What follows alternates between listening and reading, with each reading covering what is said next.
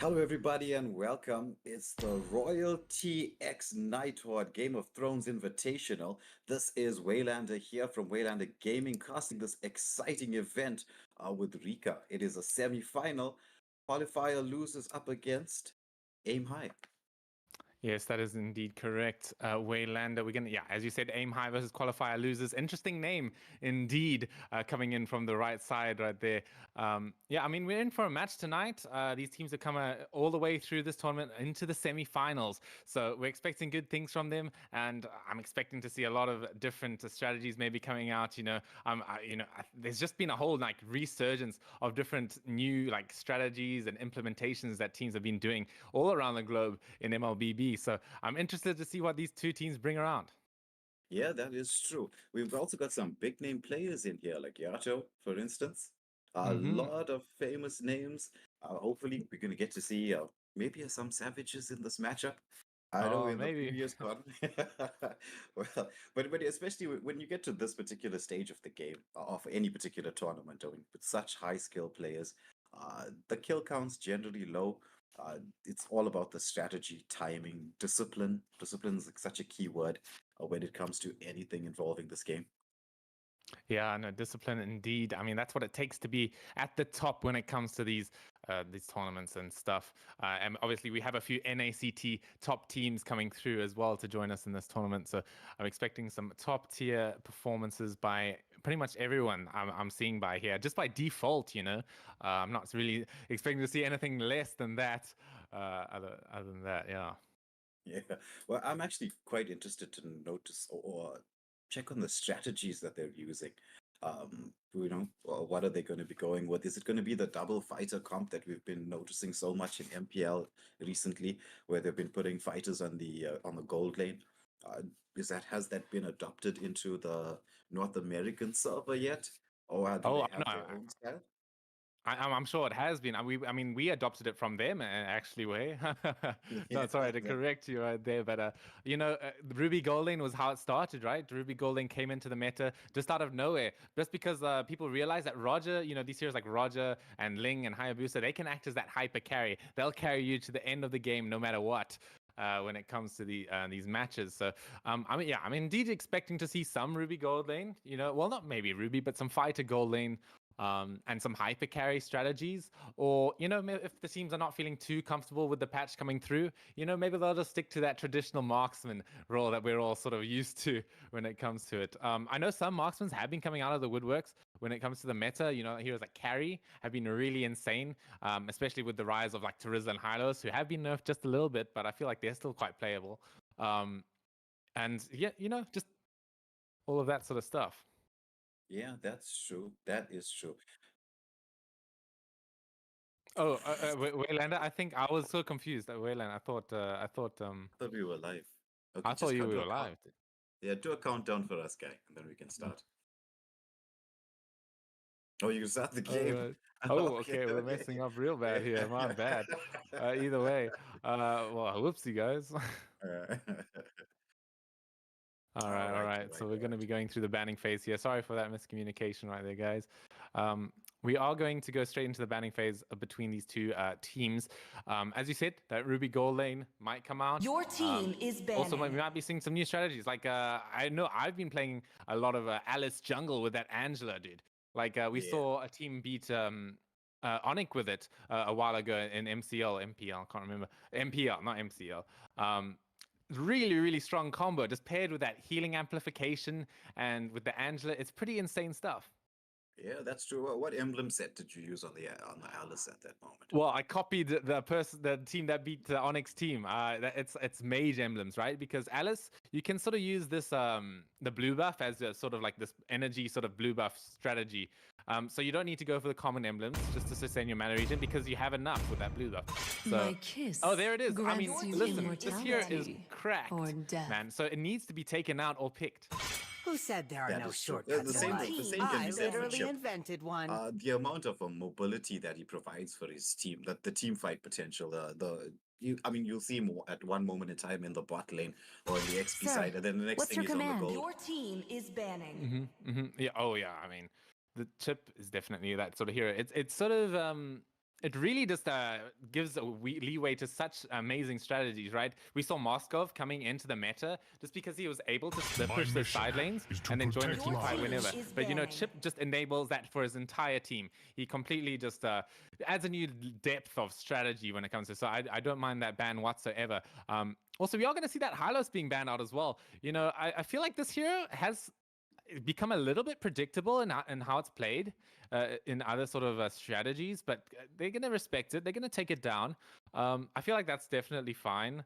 But as I said, there's decent counters to it, like that carry I was talking about. Yeah, that's true. Because I mean, Hylos has the highest HP in the game. Well, there's the Ruby we were speaking about earlier being removed, as well as a Fanny for the side of Qualifier losers. Getting rid of the Fanny. The Fanny, possible respect ban brought out there because I mean, maybe there's some Kyrie level players in there with the Fanny. I think that's aim high on the left. Am I wrong? I think it's aim high on the left. Qualifier losers are on the right side. So they'll be banning out that Fanny. I mean, as you said, there might be a crazy Fanny player. You know how crazy Fanny players can get, man. They just able to have that 3,000 actions per second cables, and once you know it, you're just dead in a second. So being able to take that hero out is a pretty good indicator that there is a pretty scary menace on the left, on the right side of this game hunter here. of all the evil gods. True. I am not the only one bound by Edith is the these final chains. ban, and it's a Phoveus as the first pick by Death. What do you make of the Ooh. Phoveus? Ooh. I mean, Phoveus has just been slept on completely. This hero is totally busted at the right hands. Pairing it with a flicker, I know most people pair it with a vengeance. I've actually been seeing a lot of people pair it with flicker, right? Because when you have this ability with you, you automatically have a set, that second skill of yours, knocking up the entire enemy team and getting all of those bonks with your ultimate. It's so much damage, so much sustainability, and the enemy just doesn't know what's hitting them at that point. That's true. That is true. So we've got Valentina. Yasuo picking up the Valentina. I do really like a Valentina pick. It just makes it so difficult to choose your appropriate like what you're gonna choose, because I mean there's Valentina. She's gonna be stealing everybody's ultimates. Can change the course of a fight. Ling being picked up by 32 as well. Ling is one of the strongest assassins in the game right now. Yes, no, indeed. It's a similar vibe to Fanny, right? Once you have this mastery over the hero, you can push the limits to it so incredibly far.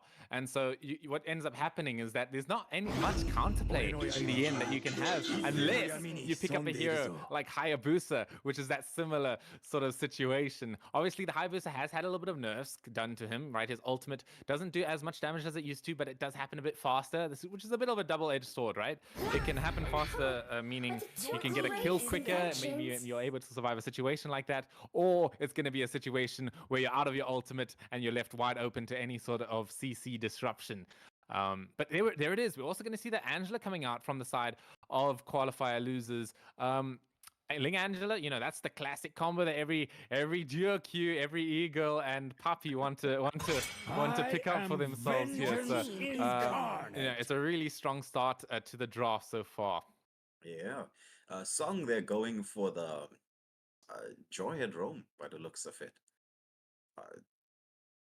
They've been using that quite a lot they've been using the Joyhead Rome quite a lot in the MPL, as I've noticed in the recent few games. For the final ban, for the next two bans, it's going to be the Harroth ban and Moskov as well. As you were saying earlier, Rika, the Moskov is such a great marksman for split pushing, and Harroth is extremely strong in the gold lane, and has been for at least the last 2 seasons. Mm-hmm. Yeah, it's like it's a farming steroid, right? Being able to do split pushes when your fight is not when the fight's on the other side of the map. That's exactly how you generate that net worth and gain that advantage. Similarly to what this Angela does, right? I'm expecting this to be an Angela roam. Am I right? So you can just throw your roam on the other side of the map. It doesn't matter. She's going to be able to join the fight regardless. So I'm really liking the way that this draft is going. Lunox ban. That's a bit of an interesting one. Yeah, that's true. Possibly trying to remove a Lunox gold, because I mean, I think that would be what they would be going for. How often have you seen the Lunox in the mid lane recently? I mean, you do see it, but not as often as I would expect. I feel like Lunox Gold I feel like it's a bit weaker than the mid. I think you do want to play this hero mid.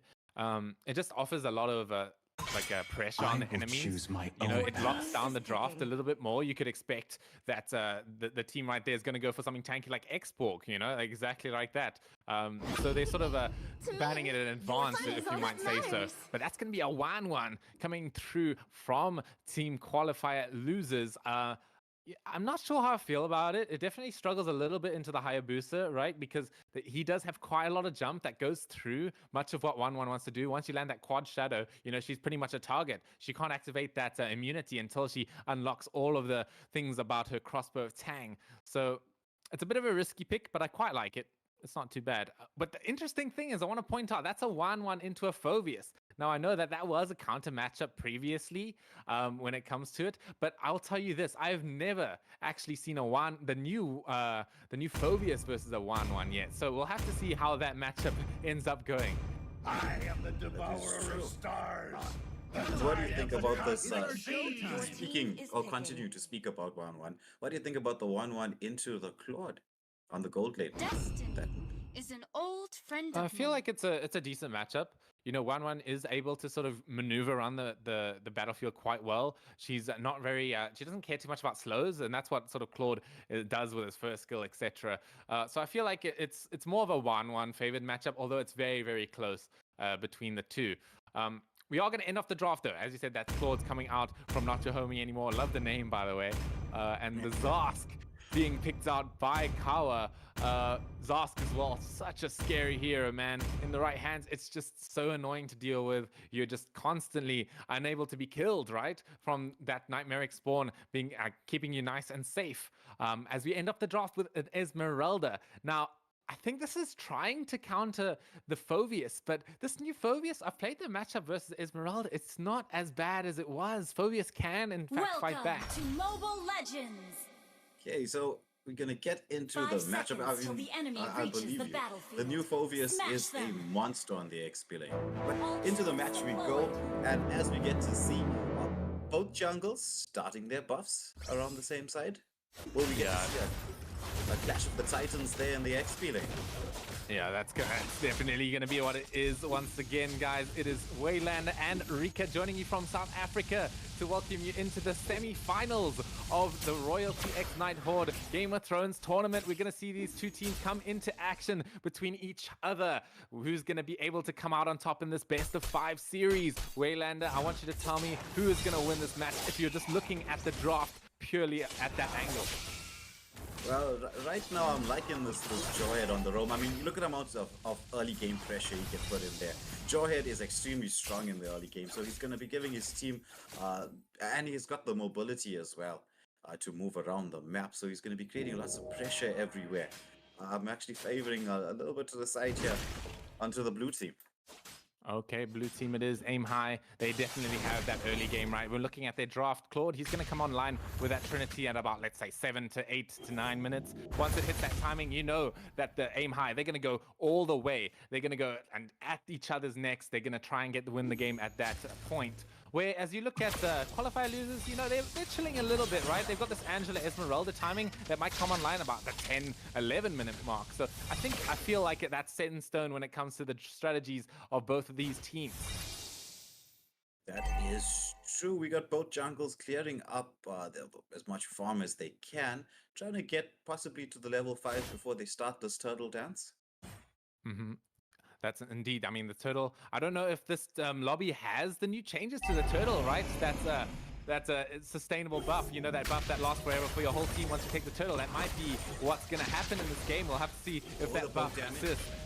Oh yeah, the poke coming through. Phoveus. I mean, look at this Phoveus. I mean, sure, he has a Zarsk behind him, but he is not scared whatsoever of this Esmeralda. First blood going to Akira onto S on that middle lane. Beautifully played. Yeah, beautiful pick off there. But it looks like we've got Qualifier loses, starting up this turtle. Phoveus is into the backline, doing so much of damage, but the Retri comes out. Ling picking up that turtle. Hayabusa still clearing his farm, getting the first blood, so you could say it's a 1-for-1 trade-off. Turtle for the first blood. Oh, but look at the Phoveus. He's continuing going in there, taking down the Esmeralda. But actually, Yato dodging the Ogi Shadow kill with that Nightmaric Spawn stolen with that level 4 IMU. So that's going to be able to save Yato's life just for now. But yeah, looking at the game so far, it's looking still kind of even, right? They did get 2 kills on the side of Aim High, but they got that turtle. That's ever so important, right? As we can see, there's no blue glowing shield around the team of Qualifier losers, so that means that this turtle buff is not active for this match. We will just be seeing that traditional sort of turtle. Yeah. So take it. Oh, look at the damage coming out from Jawhead. Tempest of Blade comes out from the Ling in order to escape the damage, but he's going in further, wants to do something here. But Angela does have that hard guard up. But she does not. She's used the skill already. So Ling deciding against going in.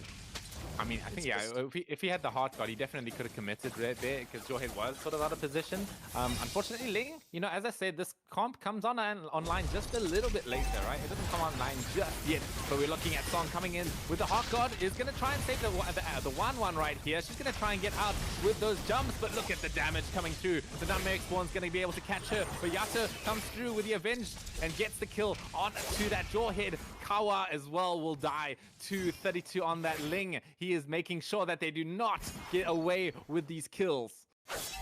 Yeah, it was a 1k gold lead, but it's been reduced now to just around 400 gold, 500 gold. So that a particular exchange going nicely in the favor of qualified losers. Oh, here we go.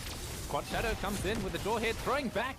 That's, oh my god, you see how far that Jawhead threw that Angela. She had no chance of escaping that. Merciless as well. Wants to try and poke around, but here comes the Phoveus. He's going to be jumping around just like Super Mario. Am I even allowed to say that? But here we go. The Turtle Dance comes through. It's going to be so far. Aim High. They're keeping the position quite well here. It's very difficult for 32 to come and get the angle for that Retribution. Is he going to be able to get it? Tossing the Phoveus in.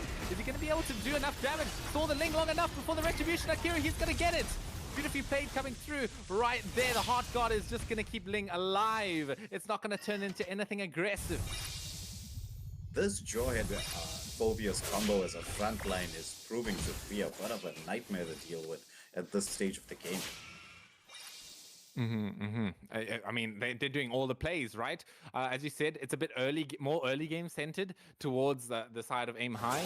You know, they've got that Jawhead to do all the plays that he has been doing, especially like right now, for example. He's going to toss back that Ling. He should be able to get out just in time. Hayabusa wants more action, though. Not going to be able to commit fully just yet. This is a lot of action this early in the game. I mean, it's 6 kills. We're at 6 minutes into the match. It's like a kill a minute. This is non-stop, like a roller coaster. Roller coaster, indeed. I'm very interested to see how this 1-1 does, right? We haven't been seeing this hero for a very long time. She's sort of come back a little bit when it comes to these games, but still struggles quite a lot, right? She's still that squishy sort of jumping tiger that everyone knows very, very well. But you know, she is sort of doing pretty well. I feel like, you know, some more damage carries have been sort of being a bit more prioritized when it comes to these picks. Also, the first turret of the game being taken down by Aim High here in the top lane. As we see a push at the bot lane. Ling, engagement here. The Blazing Jewess comes up from a Claude onto the Valentina, taking her down. Is there going to be the follow-up? Yes, there is. Killing spree on the Hayabusa. Hardguard comes out into a Ling. He wants to try and get something in revenge. Manages to take down one. Oh, I mean, they're looking for stuff. Look at that kick from the Jawhead. Shut down by the 1-1. Crossbow tank comes out. 1-1 picking up a kill. It's a 2-for-2 exchange. But did you see that kickback from the Jawhead saving the Phoveus there? Yeah, that was beautiful.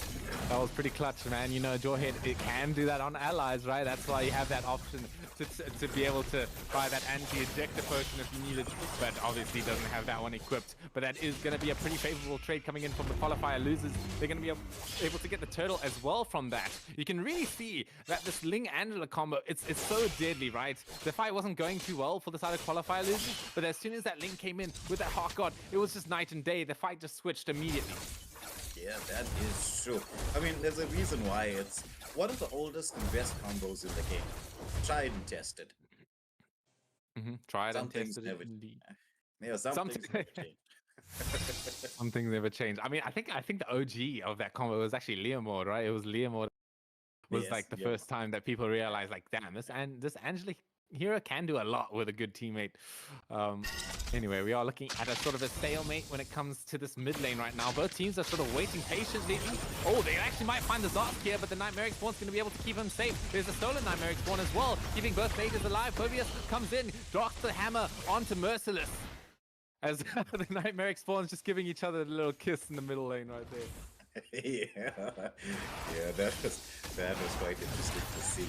But Esmeralda not having the best of times in this matchup so far. 0 for 3 at this moment in time. Ooh, Hayabusa into the backline. He's not going to be able to pick up anybody. The Angela heals, just keeping a teammate alive, but he's created just enough space for his team to take that mid lane turret, which, as we know, is an extremely important turret to get. It's going to open up the map. Are we going to see some possible jungle invades, especially with a Jawhead around? It's like you can't be taking any bit of farm in the jungle by your lonesome if there's a Jawhead nearby.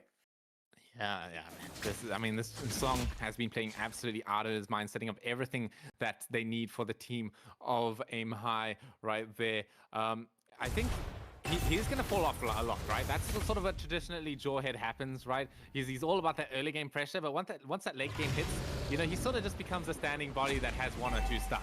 That's what it is, basically, after a certain point. But we'll have to see what he makes use of with this early game. Are they going to be able to keep up the pressure on the side of Aim High? We'll have to just see. But he's going to go on the bottom lane right here. Esmeralda's getting taken down quite low.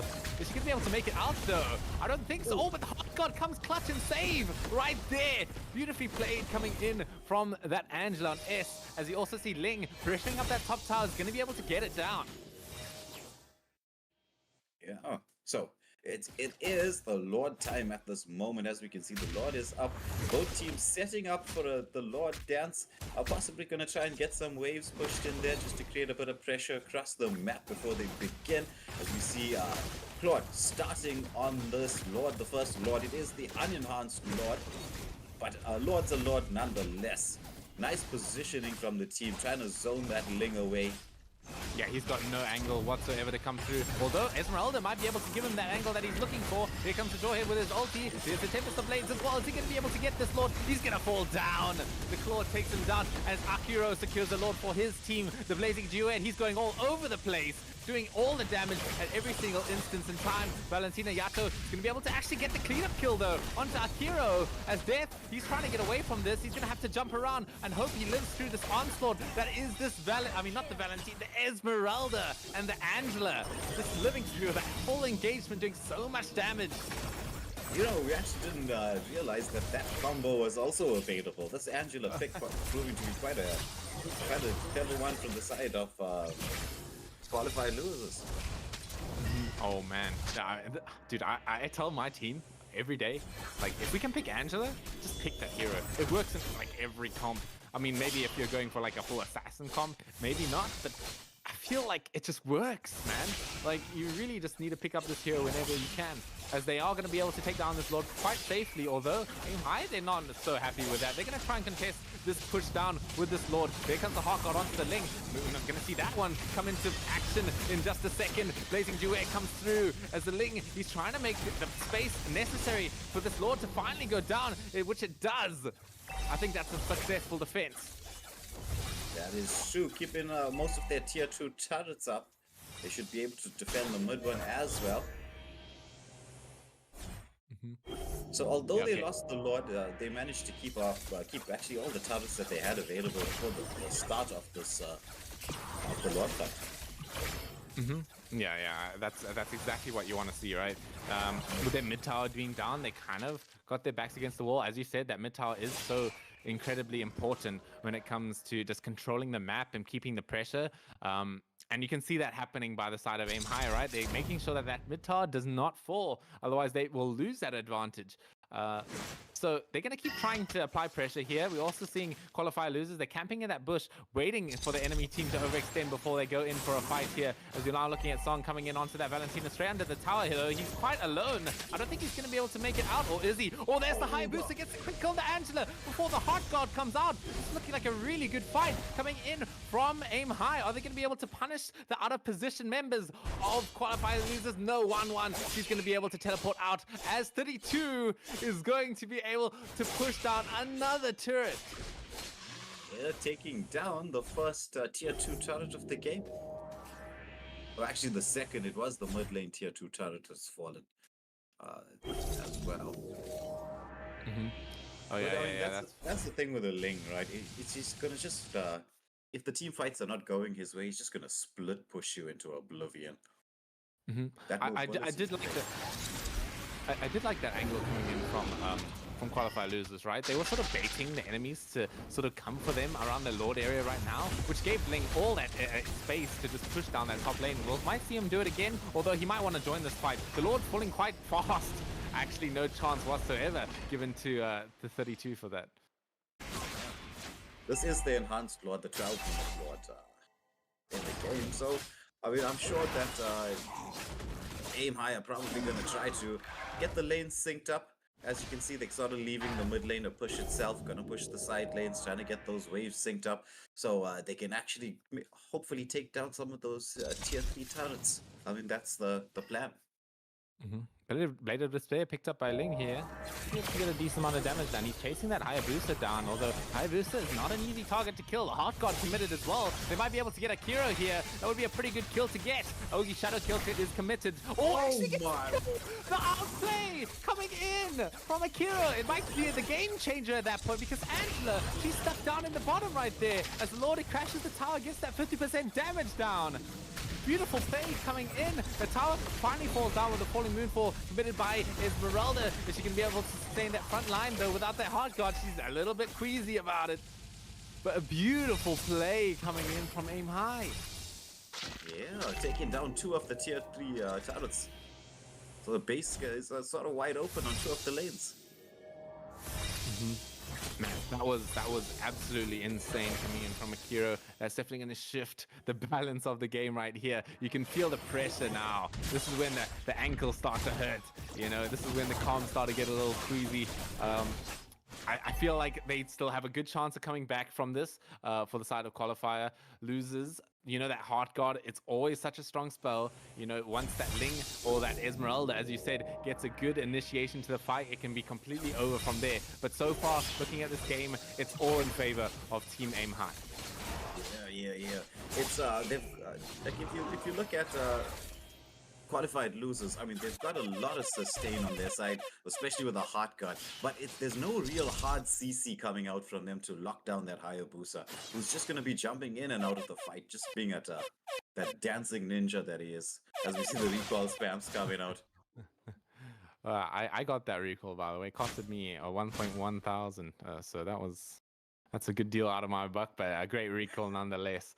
But now that you mention it, actually, both teams, they seem to be lacking a bit of CC as well, you know? I mean, you got Jawhead and Phobius coming from the side of Aim High, but I feel like that's not like the most CC ever created by MLBB. So both teams, they're mainly all going for damage here. So that's why these team fights have been pretty short.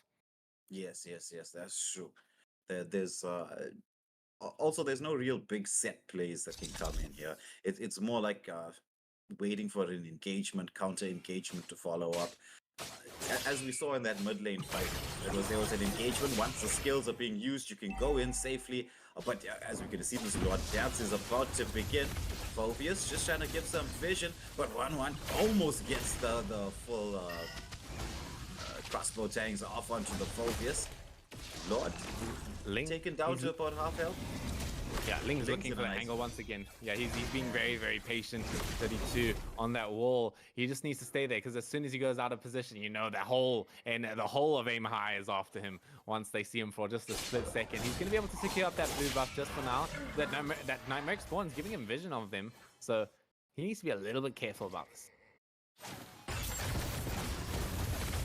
As oh, here we go. Another Lord attempt coming through from the side of Aim High. Are they going to be able to get this one down fast enough? To Angela, looking for the Esme this time. There it is. The Heart God comes through as the team fight starts so abruptly. It's going to be a killing spree, immediately blowing up the claw. That's a great start so far. Hero, he's going to be able to take down Yato, as now the Tempest of Blades is going to be more than enough to give this Esmeralda all the leverage she needs to clean up that team fight completely. That's going to be a 3-for-1 trade. Make that a 4-for-1 trade, as it's a maniac in the yeah. Maybe make that a Savage. As you said, we're looking for that Savage just now. It's going to be the Savage coming from Merciless.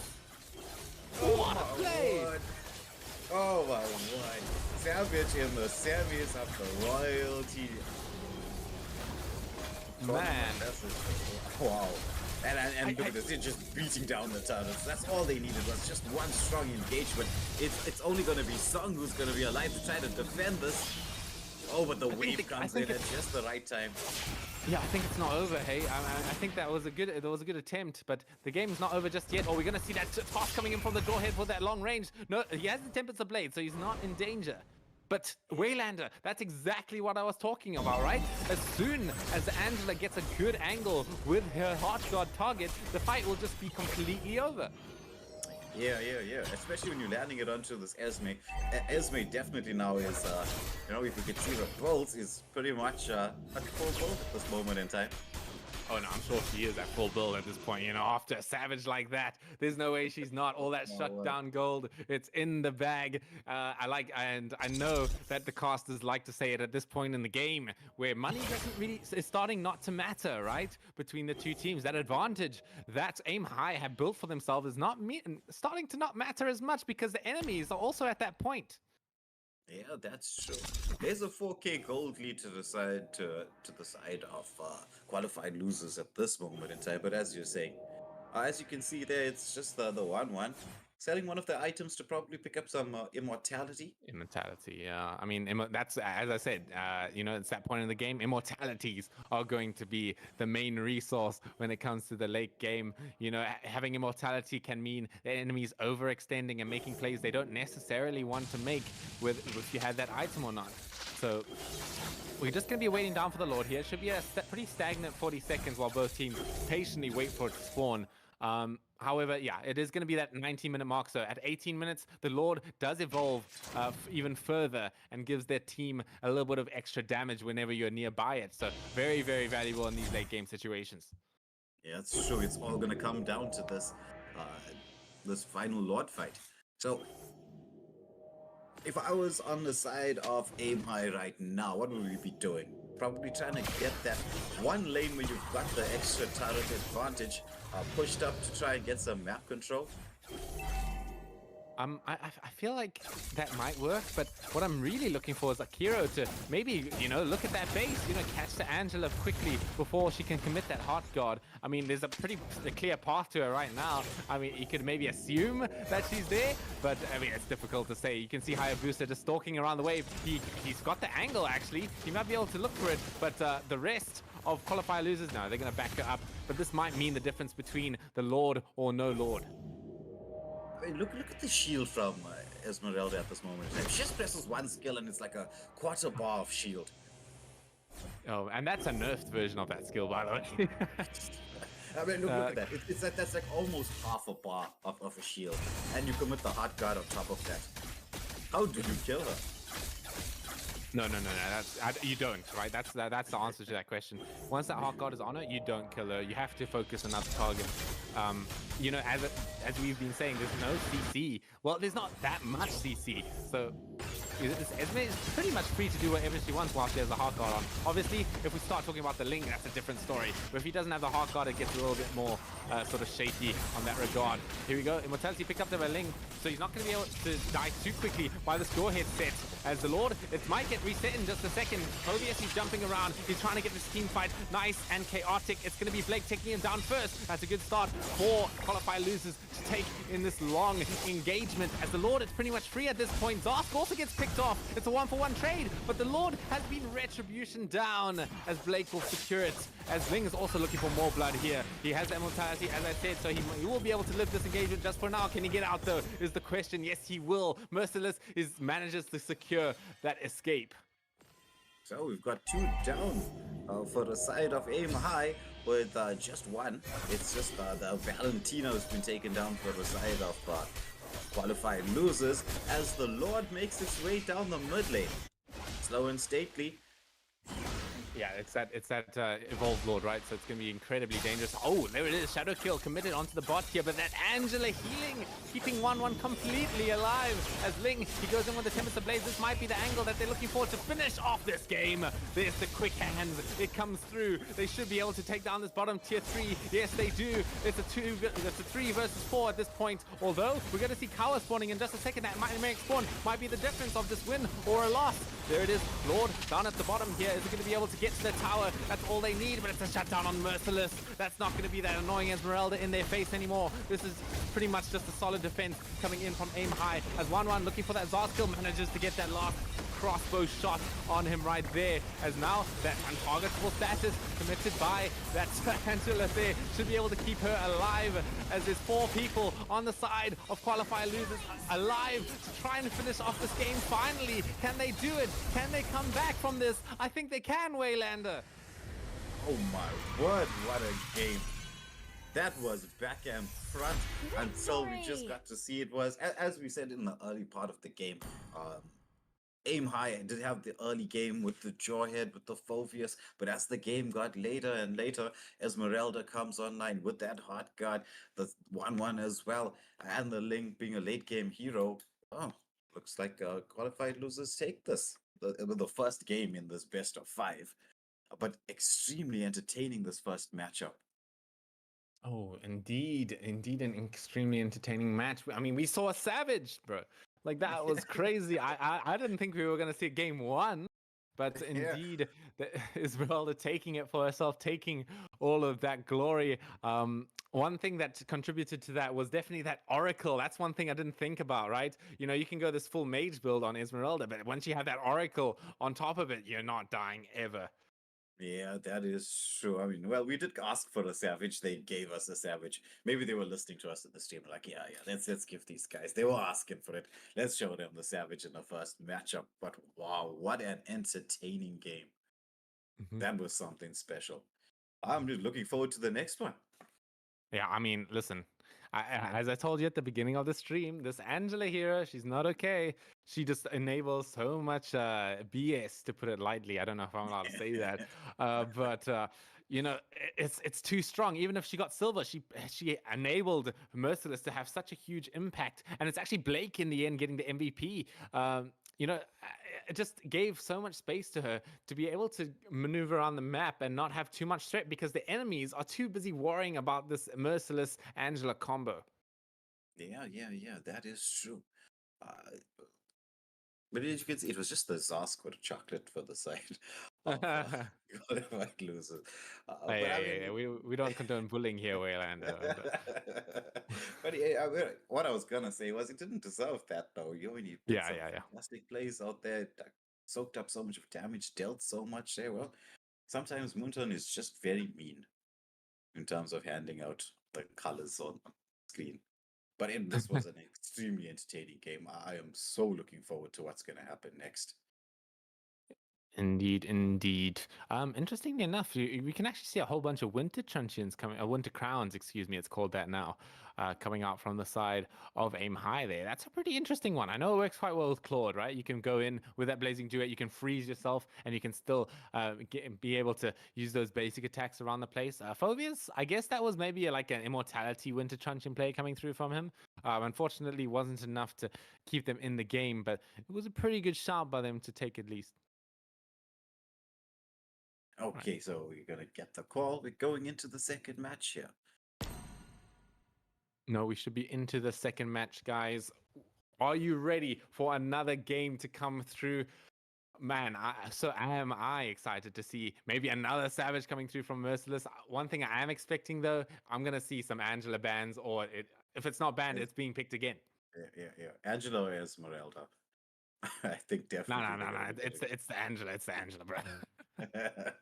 Your team Yeah. is banning. Well, into the banning phase we go. It's S with the first ban coming out. For I the mean, side of yeah. I'm expecting to see another Atlas ban. Like I feel like this hero has been way too strong for its own good recently. You know, not only can be played as a jungle or an XP, making it a flex pick, but it's just so incredibly difficult to kill. Mhm. And as we saw, having My something that's mission incredibly is to difficult to Your protect kill team lives. is banning. with that Esmeralda can prove very problematic. So the first ban coming out is the high loss ban. Extremely annoying roam to deal with at this moment in time. Just so tanky. As I said, Uh, not too sure about how I feel about the Hylos ban. As I said, it can be quite predictable in its playstyle. So, you know, if they really want to get rid of it because they want to enable some more, you know, some raw damage strategies, you know, not some sort of tank killer strategy that they might have to deal with later, then yeah, sure, it's not a bad ban whatsoever. So I can vibe with it. so Who Death said there are here no shortcuts in going life? again for the team chip I is ban. literally banning. invented one. Ooh. I mean, that also makes sense, right? We talked about that in game one. Just absolute menace when it comes to map pressure and sustain it. You know, he can join a little skirmish by the blue buff. You know, annoy the enemy jungle a little bit. You know, they take him down to 10% HP and like, okay, he's gone now. But then about 10 seconds later, he ate his bag of chips and he's back with full HP, baby. Yeah, that passive is just it's broken. They needed to nerf it a little bit. Not so much the increasing the timing on his abilities. Although that did need to be nerfed as well. But, I that am not passive the of his only is pretty one broken. bound by Team these is banning. chains. Indeed. I mean, okay, here it is. The respect ban coming through. We got the Phobius getting taken down by team qualifier losers. They didn't want to deal with that again. Yeah, that Phobius, especially there in the early game, just up and down, as you were saying, like Super Mario, just bunking on everybody's heads. You know, treating them like they're Goombas. Yeah, that's true. Once you bounce enough times, you might get a one-up. Anyway, Sir, we're looking what's your at command? another Your fanny team ban is coming through banning. from Aim High. Yeah, no, they're not letting that guy get anywhere near that fanny. A 32, it must be, Yeah. who is that culprit of those assassin meta heroes. I mean, Well, we did get to see him with the fast fingers on the Ling, uh, especially there when he got the kill onto the higher booster towards the end of the game. So I'm definitely a respect ban with that Fanny.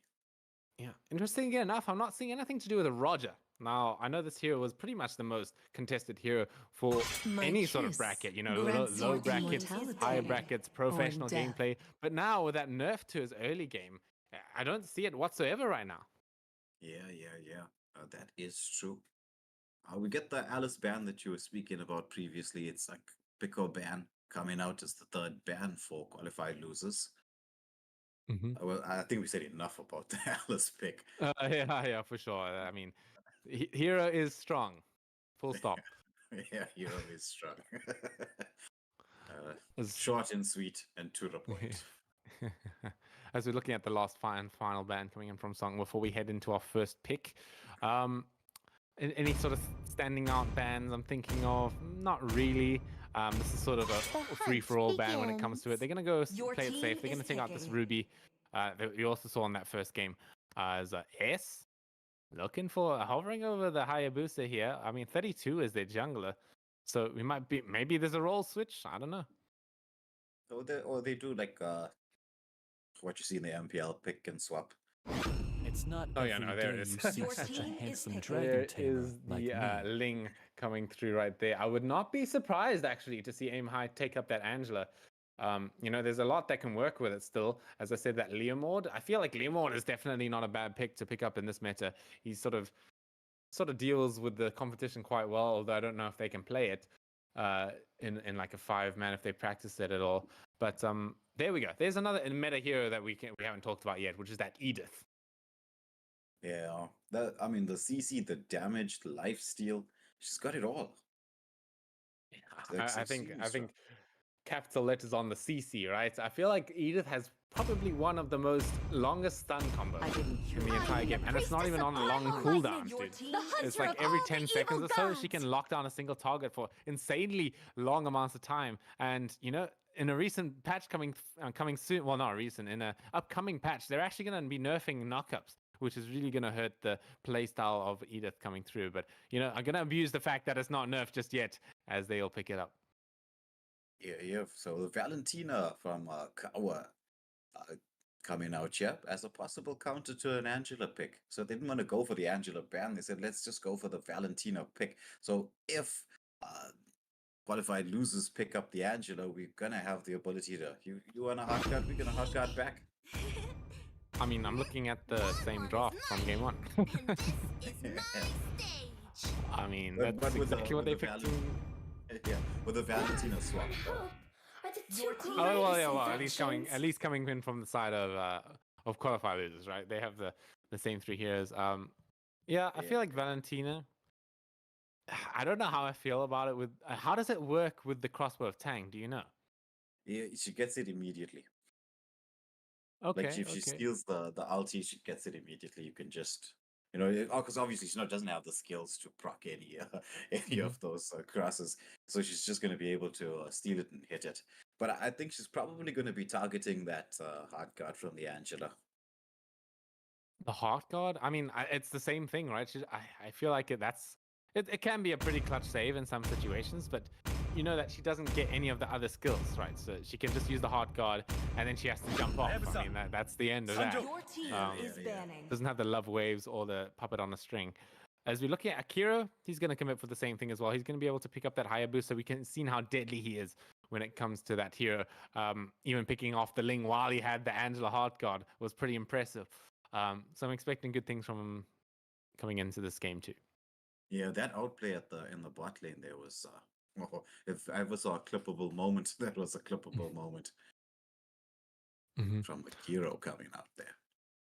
As a not your homie anymore, time for brand phase number 2.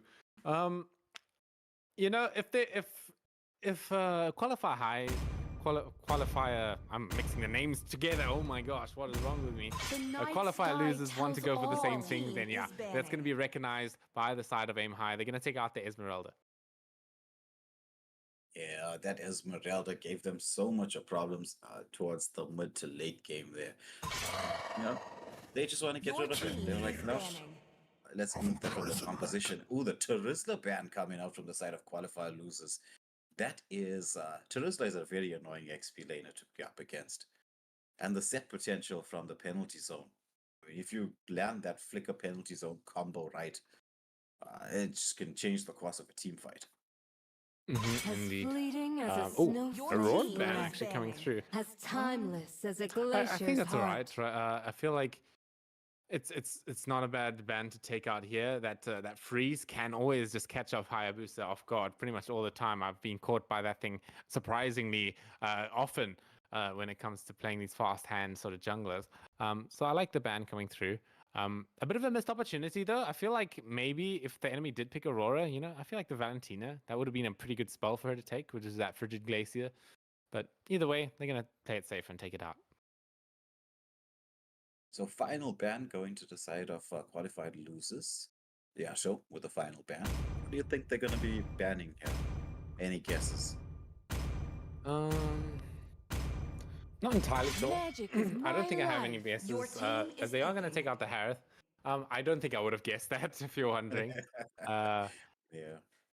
I feel like they're a bit scared of the Harith versus 1-1. I could see that definitely being a threat to 1-1 there. So it's a decent shot. As we're now hovering over some marksmans coming in from Aim High right now.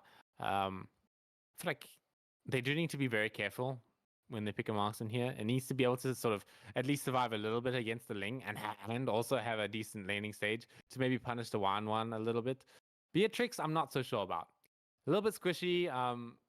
Doesn't really win lane against 1-1 since most of your basic attacks are skill shot based, right? And trying to hit a skill shot on a jumping tiger like 1-1 might be a bit difficult. Time and tide wait for no man. But they're team going in North for it Girl. anyway. Maybe she's just going to be possibly just play a bit passive until she gets her ultimates up and then use that wave clear ability to get the farm.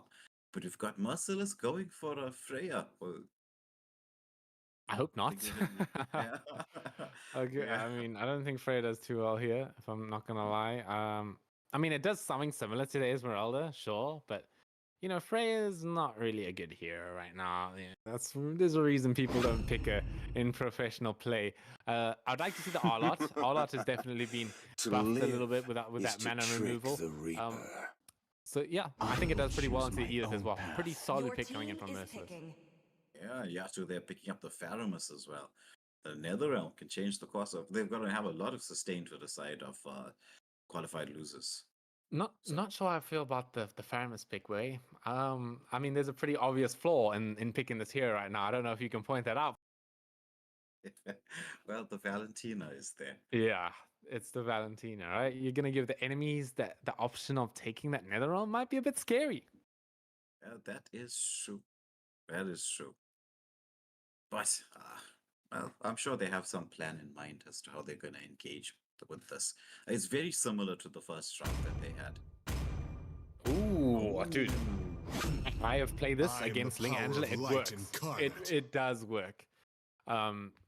Being able to stop the Ling immediately midair or whatever, it completely ruins this game plan. And having that divine judgment committed on the Ling, it's a death sentence. So I really, really like this pick. Yeah, not just the Ling, also onto the 1/1 as well. 1/1, yeah. And not just the 1/1, also onto the Faramus. You know, Purify is not going to help you against the Divine Judgment and enable you to use that Netherrealm. So if this Kaja focuses down this Faramus, the fight could be over pretty much. There's no Netherrealm to use. Yeah, that's true. Except for a stolen one. Well, yeah, that's on your team, right? So that's the idea. Yeah. But anyway, I mean, I think both teams have drafted pretty solidly here. Obviously, I'm not too sure about the Faramus pick. Not too sure about the Beatrix pick either. So both teams, I feel like, have quite a lot of flaws when it comes to it. But either way, I'm looking for a pretty interesting game. Well, we'll keep an eye on the gold lane matchup, the 1/1 into the Beatrix, to just see how things are going. It's M World up against the Prime skin in the gold lane. Yeah, indeed. I mean, lovely skins, by the way. The Beatrix Prime skin, one of my favorites when it comes to it. As we starting off the game with a solid pause. How anticlimactic. But I'm sure. I wonder if there was a bit of lag or something. I'm sure one of the teams must have signaled that, putting us to a full stop. Well, anyway, guys, while we're here, I would just like to remind you guys that it is Rika here, casting with Waylander for the Royalty X Nighthawk Game of Thrones qualifier tournament, invitational tournament, excuse me. I hope you guys are having fun, as much fun as we are coming into this game. We're looking at the game 2 coming between these two teams. It is going to be aim high. That's qualifier losers, right? They're the ones who won the first game. So it is 1-0 in this best of 5 so far. Yeah. And if you've missed out on all the action, there was. This is the moment in time where you go back. Press that back button on the YouTube video. You can scroll a little bit. You'll see some intense team fights, some fantastic clippable moments. Savage coming out from the Esmeralda. Beautiful outplay from Akira on the Hayabusa on the Ling Angela combo. There was some spectacular stuff happening in that game. Joyhead kicking Phoveus back under the turret to safety. Lots and lots of action throughout the course of that game. And we're expecting something similar. It is going to be, just so you know, it is a 2-minute pause at this moment in time. So we are almost counting our way down. It's 20 seconds left until we're going to have to restart again. Each team, as per the rules, gets 2-minute pauses per match. So this is the first one being used. I don't know if we can confirm which team paused there, but either way, we are going to be going into the match now. I believe they're not allowed to have any more time, so maybe they'll use the second pause here. We'll have to just see. Hopefully the person having connection issues is back. There might be 32 there. I don't see him moving. 5 seconds till the enemy reaches And the the battlefield. Faramus as well. Smash them. Not looking Faramus good. has them, All troops deployed. They're going to use their second pause. Yeah, I would too. Yeah, no. I mean, I've been in that situation. Even if you come back and in time for your buff, being AFK after a pause, it just always feel like you're behind either way, man. I Yeah. It loses you that little bit of momentum. But us in South Africa, we're used to it. don't. The internet Yeah, connection here.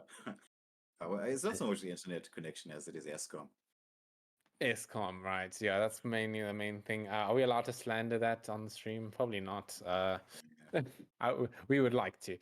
But anyway, yeah, that is going to be the last pause coming in from the side. I believe we can sort of confirm that it is the qualifier losers who have committed for that pause here. So that is going to be their second one. About 1 minute remaining left for them. Once that's over, they're not going to be able to pause whatsoever after this. They need to get their stuff together. Otherwise, we might see a bit of a short game, Waylander, to say the least. Yeah. I'm hoping that 32 comes back online. I was really excited to see this game. I'm going to just pray that he's fixed whatever problems that needed to be resolved. Yeah, I feel like this game, it's going to be a bit more interesting. For sure. I feel like, well, it's going to be hard to be more interesting than the last game. That's a said.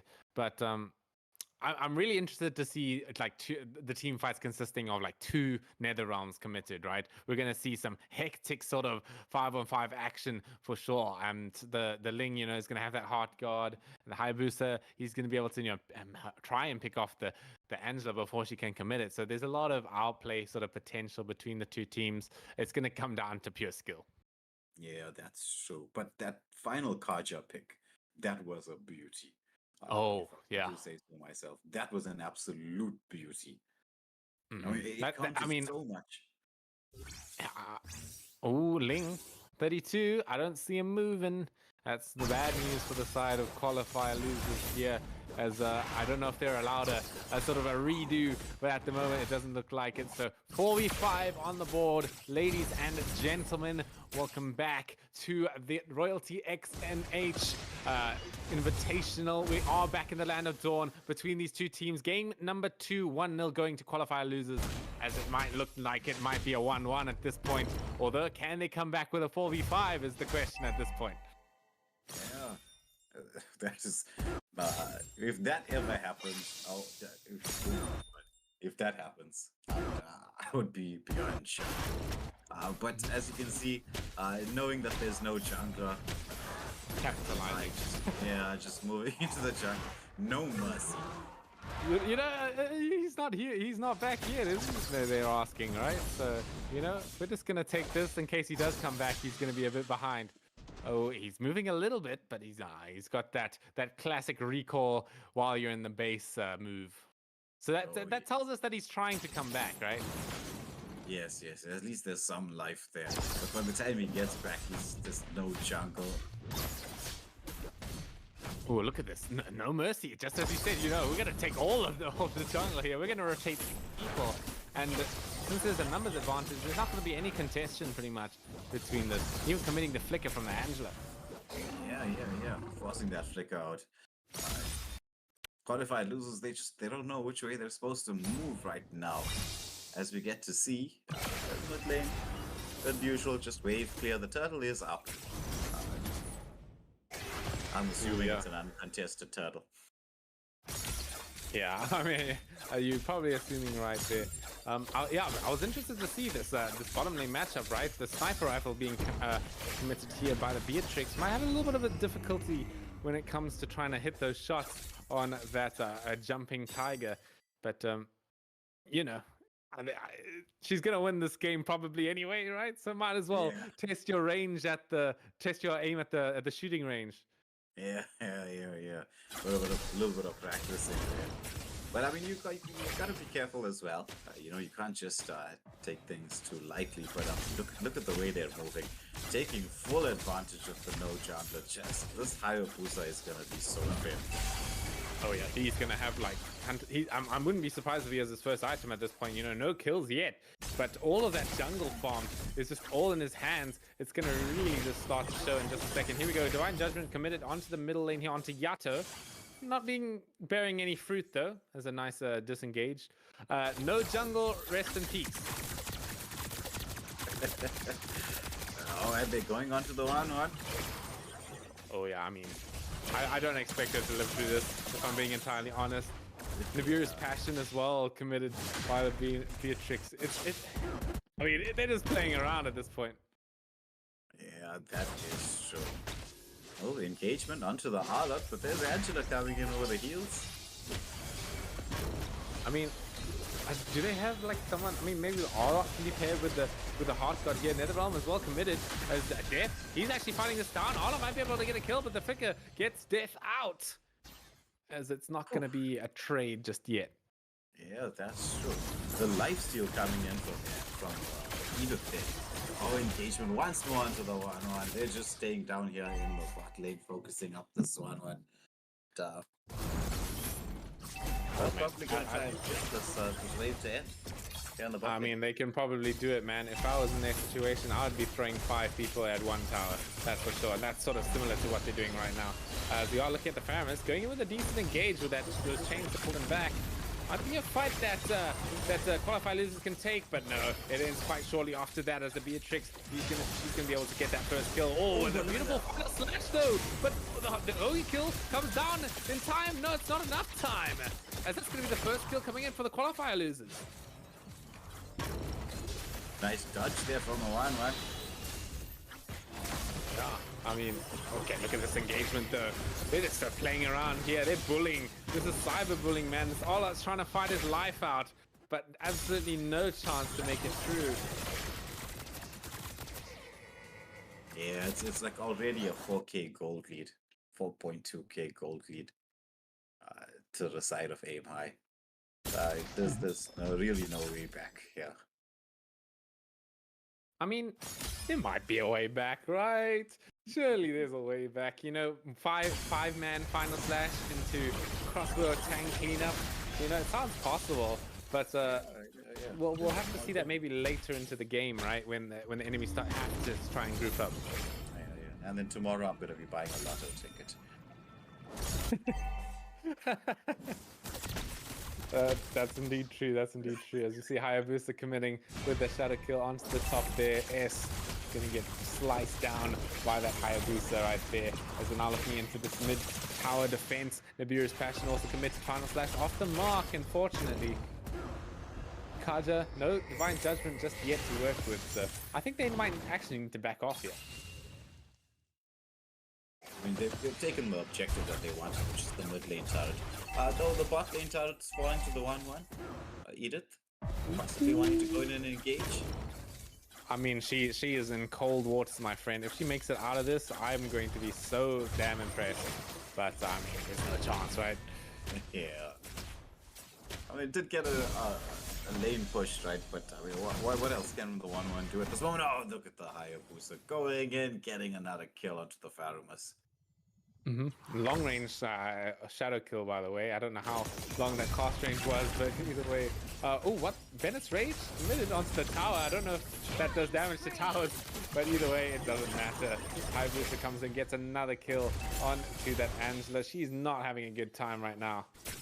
I think we're about witnessing about the beginning of the end. It's another 30 seconds until the next major objective of the game, which will be the... I'm sure they're going to leave it for the Lord and not take out any type of concealed play coming out from Aim High here. They're going to go in. We're looking for a Flicker Divine Judgment right there. The final slash does come out, but it's probably a little bit too late. Oh, the Netherrealm save comes through. Might be able to keep the Harlots alive just a little bit longer, but pretty much no chance there, as it's just another clean kill. Yeah. I don't know if you noticed, but I almost called the all-out Mimic. We have a very prominent all-out player on our server called Mimic, and I was about to. So he's been drilled into my head. But as you can see, 1-1, she's also given up. It comes from all the casting that we do for our own products. I mean, Waylander, not much else to say here. I think this is pretty much GG's. The enemy team, they've lost motivation to try and make this a 4v5 clutch. They're just gonna sit in the base and take it as couldn't be the same said about that all out right there. He's gonna try and take a few down. It was actually Ling who died there. How did he get out of the base? I think that's it. When you get the option where you can call a player, like the one that's AFK, to come and join you, get that button on the side. I think something You see, Olot, a nice final slash coming through, but the flicker gets him out nice and safely as Valentina is going to be able to take that quick kill on that Angela right there, as they're now looking for that top tower in at about 8.5 minutes. It's looking really rough from the side of Qualifier loser as the shadow kill as well commits once again, hits that AFK Ling down as the, yeah, this is the end of the game.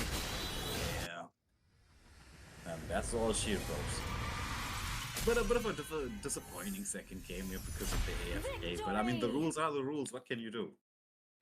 What we have to hope for now is for 32 to come back for the next game. That's the biggest hope. Yeah. So this best of 5 matchup being evened out here, 1-1. Qualified losers taking the first game in quite a clutch victory there. Pulling through some early game pressure, a lot of early game pressure that came out from Aim High, and bringing their combos to bear, that Esmeralda Angela combo, along with the Ling Angela combo coming to the forefront as they took the victory in the first match. The second game, if you're wondering why it's 9 minutes long, it's just because we had the AFK from the Ling 32 there going AFK. Yeah, I mean, as one-sided as it was, as much as it's unfair to have a 4v5, I will say that Aim High, they did play that quite well in this 4v5. You know, they, as you said, they made use of the fact that it was an AFK. They went for all of the jungle camps. You know, just completely generating a huge advantage for themselves before the game even begun. Yeah. Well, this is a tournament. I mean, you're going through. There's a prize pool, you know, which is like, what is it? First prize is 15K diamonds and $100, bro. Yeah. Second place 7K, and I think the third place picks up a 3K diamonds. The sponsor for that would be Nighthawk. Yeah. Thanks. Yes, I can't believe we've got to mention that. Yes, Nighthawk did to collaborate with the Royalty Tournament, sponsoring this tournament for these games. So many thanks to them for giving them that opportunity, and many thanks to the Royalty for giving us this opportunity to cast for you guys. It has been an absolute pleasure so far. Yeah, but we should be going into the game 3 right here. We're just praying and hoping that 32 can make it through. Yeah, I really am looking forward to seeing like a proper third game. I mean, that first game was so intense. The second game, well, you know what happened there, but as you know, it's like to the victor goes the spoils. As we know, Aim High took full advantage of any weakness that your enemy shows. I mean, that's just the winning strategy. But it seems like everybody's ready up here. You can see all the green ticks. Except for your boy. Oh, yeah. Qualifier losers. 32. Come on, 32. Do it I for mean, us. good news for them. They might be able to live up to their names right there. So I guess that's part of the plan, right? No, I'm kidding. Yeah. That's a bit mean. Oh, 32 has indeed left the lobby, so we might be seeing a bit of an. I don't know what the rules are when it comes to subbing in, but if they are allowed to sub, now would be the right time to get that person in. Yeah, well, they say it says in the bottom there, wait 5. So I'm assuming that there's going to be a substitution, or you can't log into the game. Oh, snap. That's not the best of things that you want to see. As we was listening here, just from our admin channel here, we are looking at a possible 5 minutes wait between the teams here to get them. One of them is at work. Okay, apparently 32 is finishing off his shift at somewhere. So good luck to him, sir. Okay, well, so we've got to have a 5-minute pause from the game, actually. Yes, thank you for everybody who's tuned in to watch this game with us. Kangoa saying hi there in the live chat. Thank you for tuning in to watch this matchup with us. It is the Royalty X Nighthawk Game of Thrones Invitational. Casting here is Waylander from Waylander Gaming, Rika from the Rika channel, We are from South Africa. If you're wondering why our accents sound so impossibly strange to your ears, we're So I hear some people think we sound a bit Australian. I think that's the closest thing. A mix between Australian and English. Like a bit of English. Well, it depends actually where you are from South Africa, right? Then you can have a different accent depending on where you're from. yeah. I think Americans would understand that best of all, because as you move across from east to west, you hear a variety of twangs, shall we say. I mean, or even if you go from north to south, I mean, you can just tell the difference between north and south just on their accents alone.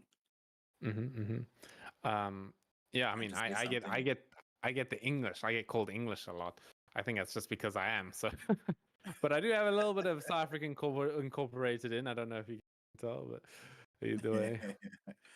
Yeah. Well, you stay long enough in this country. South Africa is a beautiful place to live in.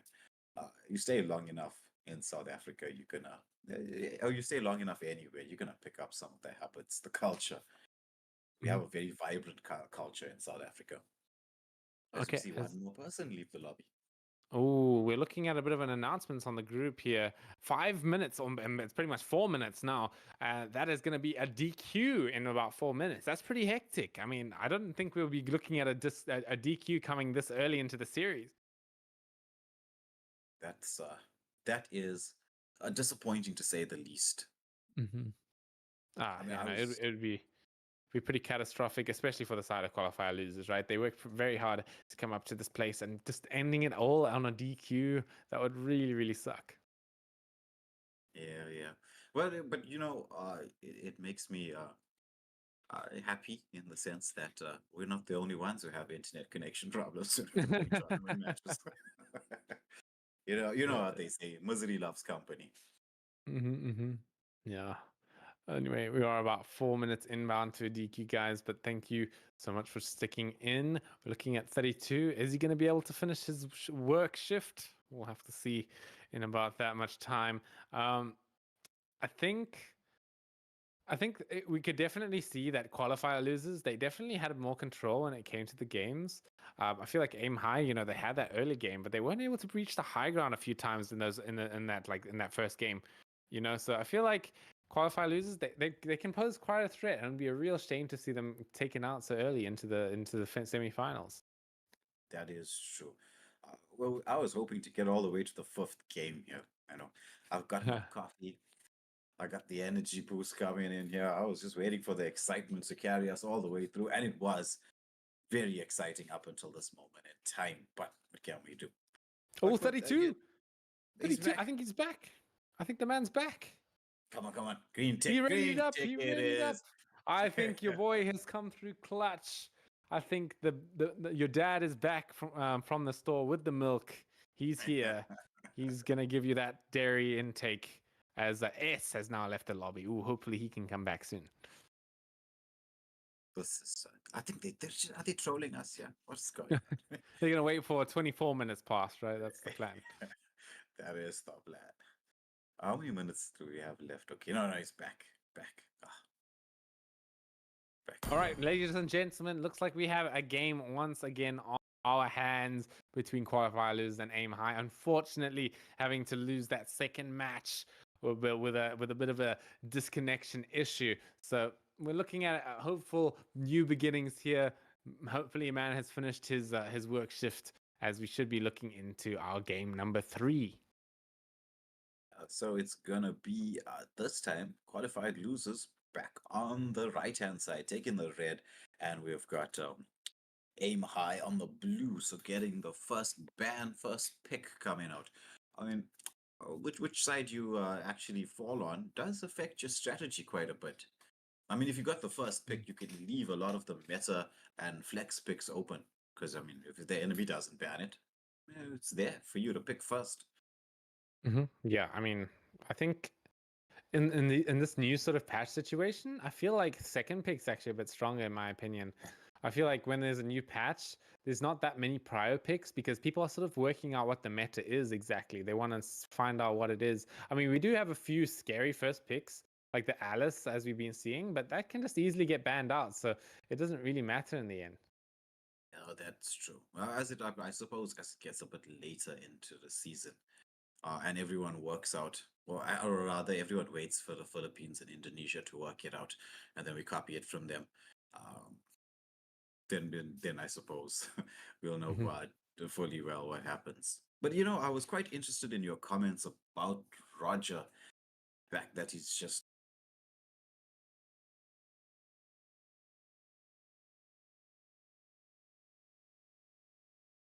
Your team is banning.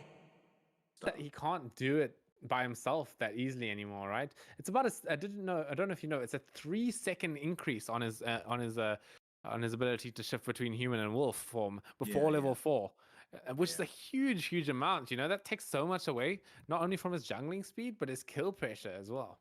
yeah. That's true. That 3 seconds is massive. But we've got the first ban coming out here from Aim High Death, or the first ban. Let's see what he's going to be banning out. Oh, I mean, listen, we're gonna. I was just about to say, immortality. that's gonna probably be a or pretty death. easy Alice ban coming through here. I don't know if they're just refusing to play it, or they just don't, or they just like. I mean, that could be it, right? I mean, they have first pick, so why are they banning it? But maybe they don't have an Alice main in there. Somebody who's like wholly comfortable on Alice. Although she's not the most mechanically difficult of heroes to play. No, I'd agree with you completely there, Alice. You just need to go in. You just need to hit that ultimate and keep spamming that skill too, because it comes off cooldown the quicker the more people you hit with your ult, right? So that's the sort of idea with it. Yeah, that is the sort of idea with it. I mean, Who you said just there are no level up shortcuts your in skill life? two, I jump in literally with your skill invented one, one. and ulti, and then spam skill two. That's I don't think she has any other combos other than that. No, no. I don't. So real cool here, Moonton. Yeah. Is now looking at another chip ban coming through. I mean, that makes a lot of sense. I mean, we've said the same things over and over again, but they still mean the exact. They still hold the exact same weight. Chip, such a scary hero in 5-mans, man. Just gives your team all that leverage to do some cool stuff. Speaking of a scary hero for 5-man, I'm surprised we haven't seen a Camilla pick. Mm.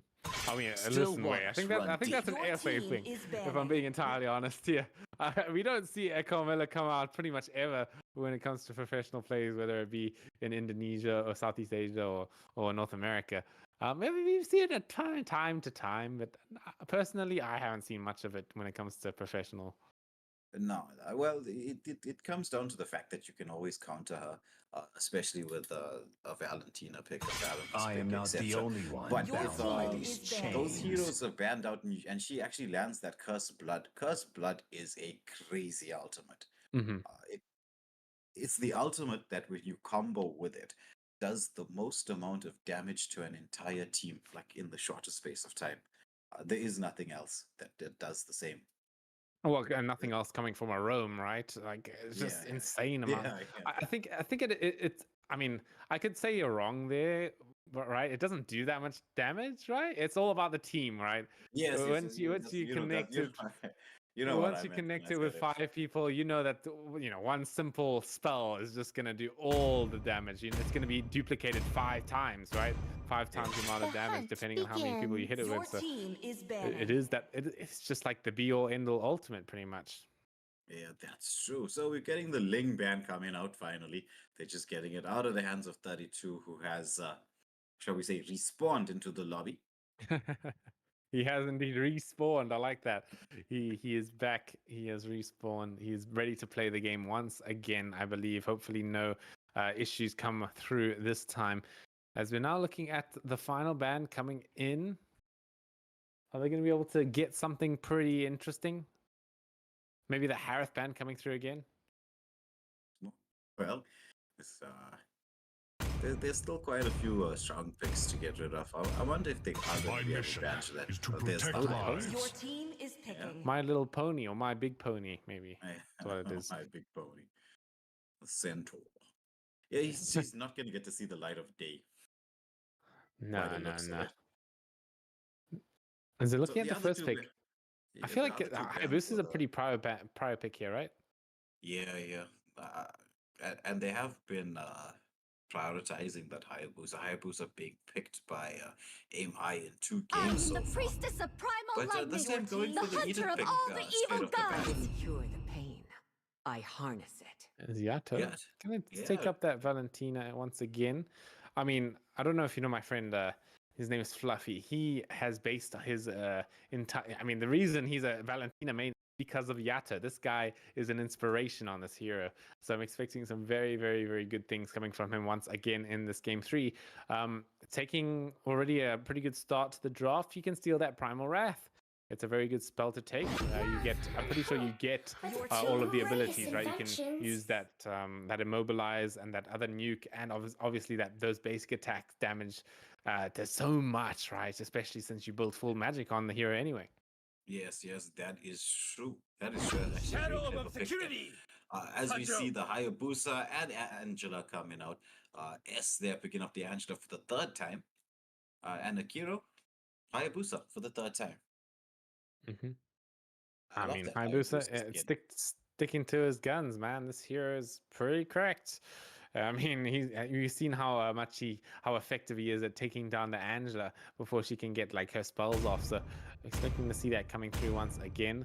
As we're looking at Kawa, also circling down, another pick right here. What's it gonna be? Stars guide me to Oh, heaven. there it is. That is the classic combo. That's gonna be the stun lock from hell. It's gonna be that Aurora and Edith. Can't tell you how long that stun combo is. You know, or Edith comes in, knocks them over the front, then knocks them down with that pancake slap, and then Aurora has the freeze, and then the other freeze. It just lasts so damn long. Yeah. It's like you could go outside, maybe go for a small walk, come back, and you're still there, stuck to the screen. You have not moved. You'd have thought that you lagged, but really, it's just that combo keeping you pinned down. As we're also seeing the 1-1 coming down again.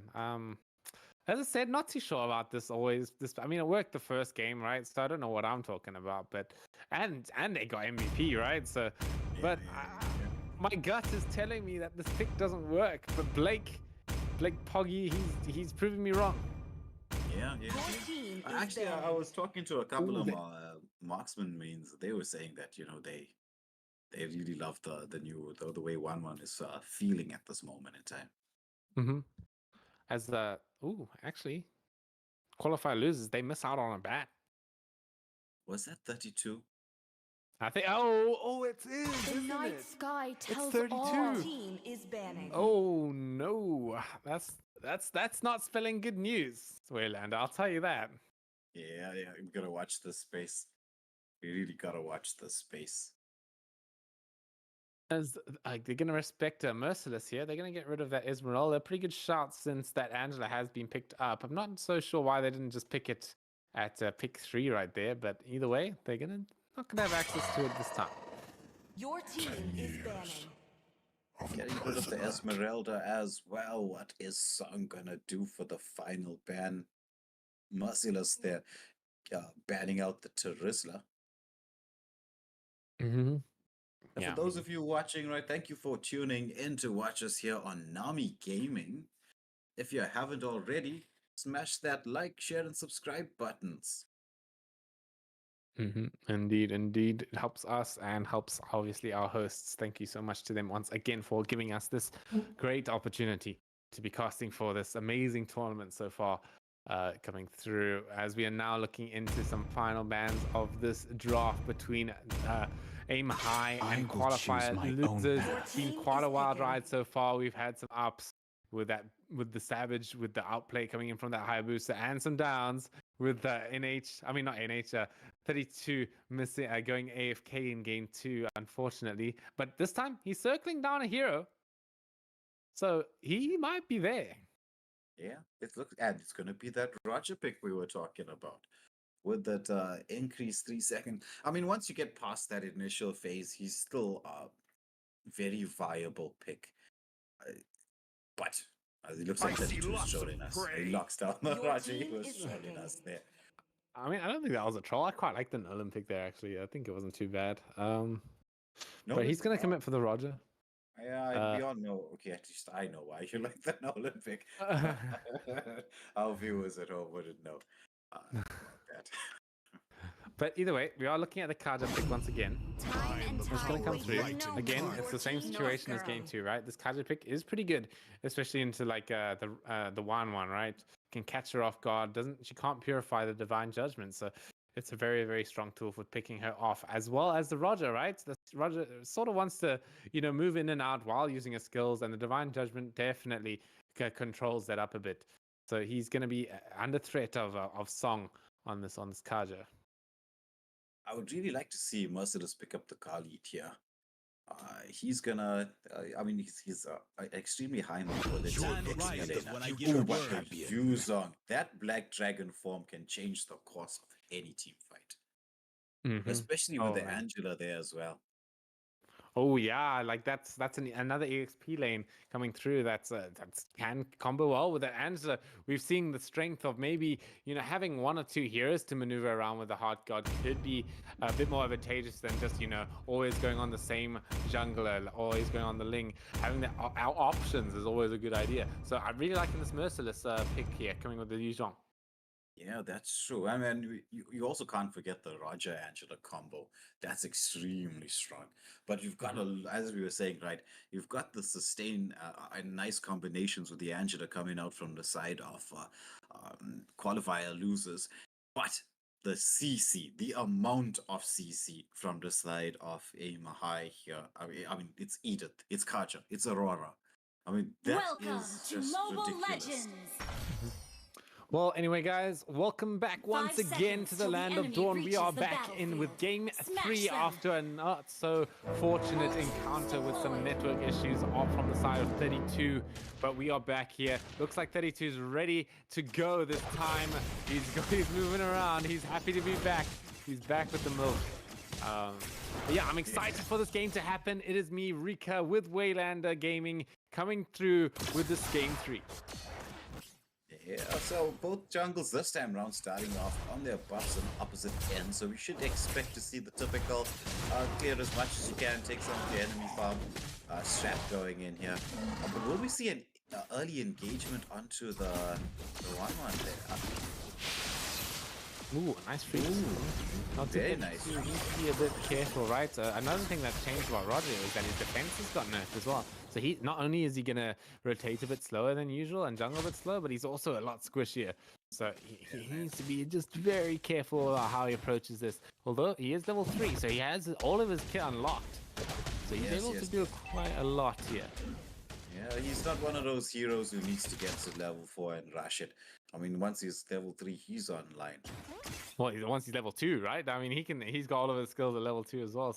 But that level 3 does tend to help quite a lot, especially when it comes to that Lycan Pound. You know how much damage that thing does. It's I think that's the strongest tool of his whole entire kit, right? Is that Lycan Pounce. It makes him invulnerable. It does a lot of damage. It's like Martyr's ultimate. It resets its cooldown whenever you get kills with it. So that skill hasn't been nerfed, so I feel like this hero can still do a lot. Yeah. Well, not exactly reset. It sort of reduces the cooldown. Reduces the cooldown. Yeah. It's about 75%, right? Yeah, it brings it down to like about 1.52 seconds. I mean, it's a little bit less, obviously, the higher level you go. But as you see the turtle coming down here, Hayabusa trying to create the space, but Roger with the retreat. Able to secure it up for his team. Pretty solid start coming in from the side of Qualifier losers. Not something you'd expect to see after me just talking for like 5 minutes straight about how bad Roger is after being nerfed. But he is doing exactly what Rogers do best, and he's winning that early game pretty well. Oh, a nice snipe coming in from Beatrix there. Steals that gold crab. That was pretty impressive. That was. Well, if you wanted to know how the Beatrix is going to do up against the 1-1, well, we get to see it live here on the Royal TX Night Horde Game of Thrones Invitational. In the third game in the semifinals, it is 1-1 at this moment in time. The game sitting on a knife edge. Who's going to take the advantage? Who's going to take the lead? Will it be Qualifier losers or Aim High?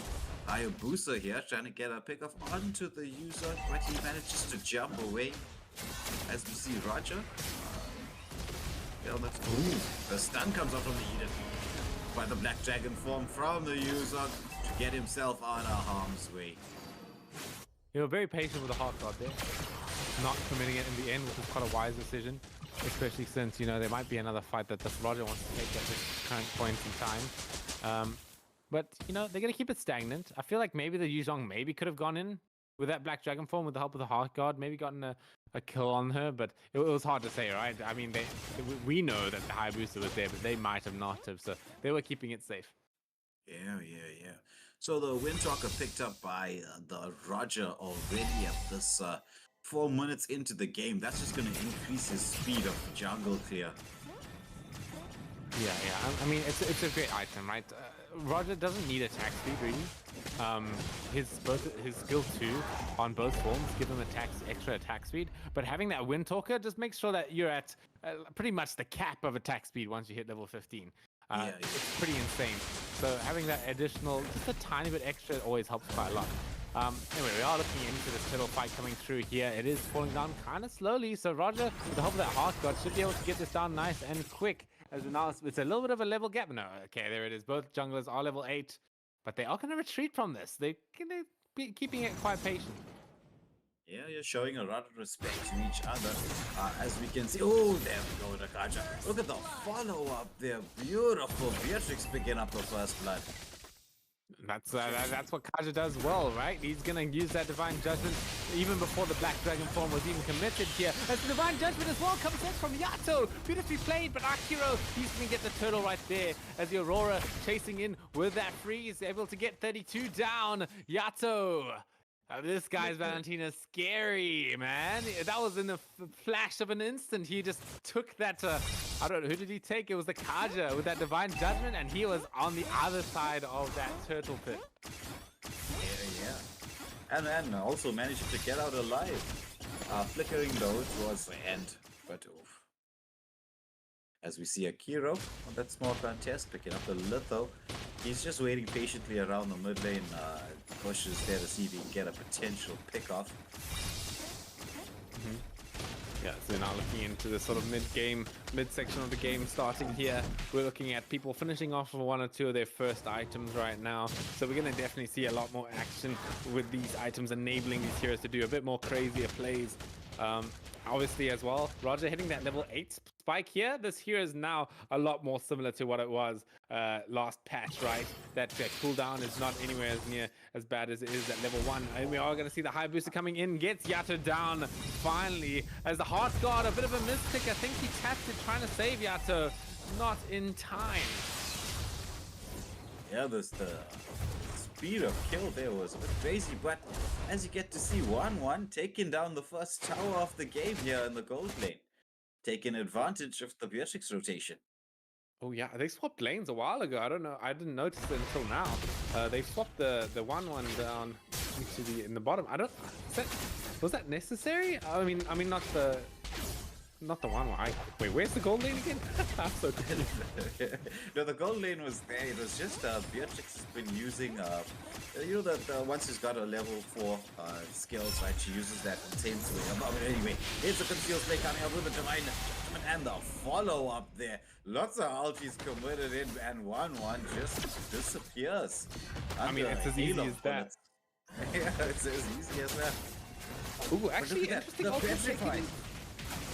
There it is. It's actually going to be the Beatrix ult that the Valentina steals. But we are looking at the fight continuing here. It's going to be the Hardcore on the Roger. Not doing enough damage as he thought. So he's not going to be able to get any kills just yet. But the Black Dragon, it goes in. There's a little bit of chip damage. But so far, the game is still pretty even though that aim high are 4 kills on the scoreboard right now. The goal lead is pretty similar. Yeah, there. That turtle going to the side of Qualifier losers here. It was Yuzong picking up the turtle as he engaged upon the Hayabusa. But yeah, you can see what that Divine Judgment does, man. It's as easy as clicking that ult, and that person's pretty much dead just straight away. As we are last seeing the Primal Wrath being taken by the Valentina. Yato, what can you do with this ability? We'll have to see coming through with this fight. Here we go, Aurora in a little bit of a dangerous situation. Does get back though. They want this top tower. Are they going to be able to get it though? I feel like a fight might be brewing around now. Just or not? Oh, Beatrix trying to get that tower anyway. But you see, there's the engagement onto the Eden. She wants the final run. The stun's coming out there. Yuzong into the backline. Oh, but he's gonna get caught up by the Divine Judgment. Oh, but Roger, he's going in with the hot gut. Manages to pick up that Eden. He's moving in and out of position here, but the Hayabusa doing as much damage as he can to the backline, but it is a 1-for-1 exchange. Both XP laners fighting the dust in this particular engagement. Very well played by both teams there. I feel like this Kaja is playing out of his mind right now. I want to see Yato take this ability as well. This is what I always come back to when it comes to some long drawn-out games. You know, you can pick what you want. You can pick the meta heroes. You can pick your comfortable heroes. But Kaja and Franco always find their way into long games. Because both, the reason I think this is because the teams realize what the problems are in the other team. And having that suppression come out of nowhere to lock down that problem instantly is just so valuable. So as you can see, I think on the side, oh, we're not going to see it right now actually. There's the Divine Judgment committed onto Yato. That is a beautiful play there. Coming out, taking down that Valentina. Black Dragon form comes out as we see this Lord fight beginning. Yuzong just sucking away there. Roger, he's got the hot gut on him. He's the Divine Wrath coming out from the Eden, but she's gonna get taken down. Angela picking up the kill. Roger, he's on the hunt. Lycan pounds once, twice, make that 3 times. Oh man, Picking up the double kill. The hero's still good. I mean, it's good when you're level 14, I'll tell you that. The hero's now exactly the same as he was pre-nerf. So he is online, ready to carry this game in hyper carry style. I mean, he doesn't even need to be. They've got the 1-1 as well, ready for that late game if necessary. So it's looking pretty grim so far for the side of Aim High. Ooh, and almost 1 HP escapes from the Aurora. And look at it, he was under the turret. He was almost killed the Aurora, got engaged upon. Lycan pounced out of it, and he just knows that the hot gut's there to save him. And the trust is there. You can see that they worked together with this combo quite a few times wherever they've been doing it. So, you know, I mean, look at this Roger, right? He's playing so aggressively because he knows at any given point he will and can be saved by that Angela when the time is right. Anyway, we are looking at the Kaja ultimate stolen in by the Valentina. 2 Divine Judgments ready to be used. It's quite obvious that she has taken it, right? That sort of spell indicator is telling Kaja that, oh, guys, be careful. Yato has the Divine Judgment. This could go either way. Yeah. As we see this first Lord of the game making his way down, I suppose that Qualifier losers just gonna try and use this to try and secure as many tier to try to see the engagement coming out here. What was that shield?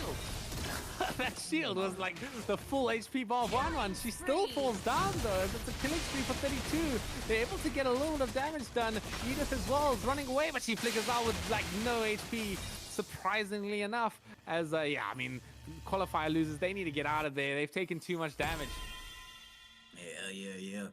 It is a 2-for-1 exchange going in favor of Aim High.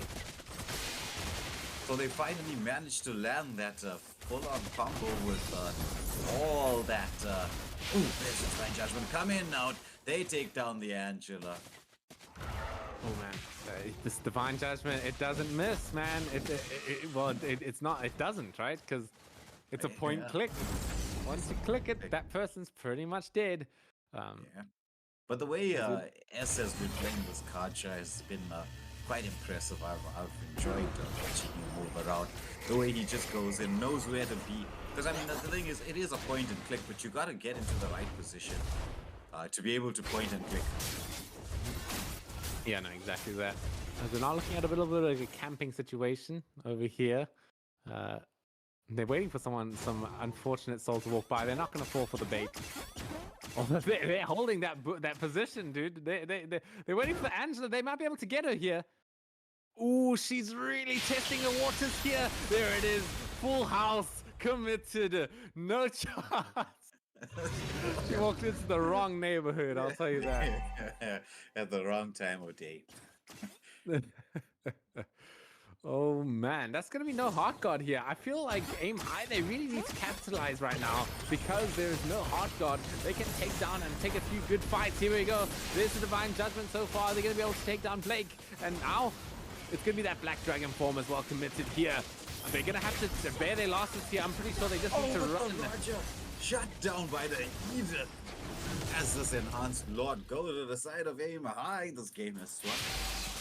Oh man, they really needed to like not take that fight from the side of qualifier losers, because you know that was the perfect fight setup. They got rid of the Angela, and they had a good position at the Lord. So this could even be a high ground situation. Yeah, as you can see, the waves being pushed in here. They're getting the turret lock on. They want to get killing spree on the Aurora. It's 2 down, but we will see the Roger come back. Will they be able to do the defense? The Lord pushing up in the top lane. He's going to charge into the base. Taking that turret down out into half health.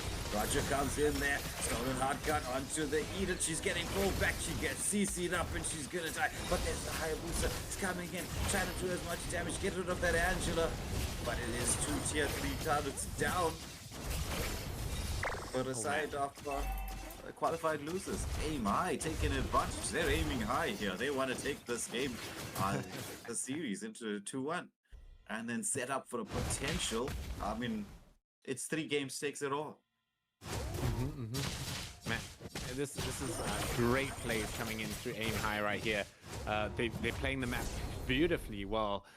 They maybe can try and get another pickoff angle here as well. Just about to say there's the Divine Judgment. Roger here has the Rose Gold Meteor. He's going to pop the Retribution with the movement speed. He gets out as well as the flicker committed in by the Beatrix. The Black Dragon form's chasing her down. I don't think she makes it out of this one.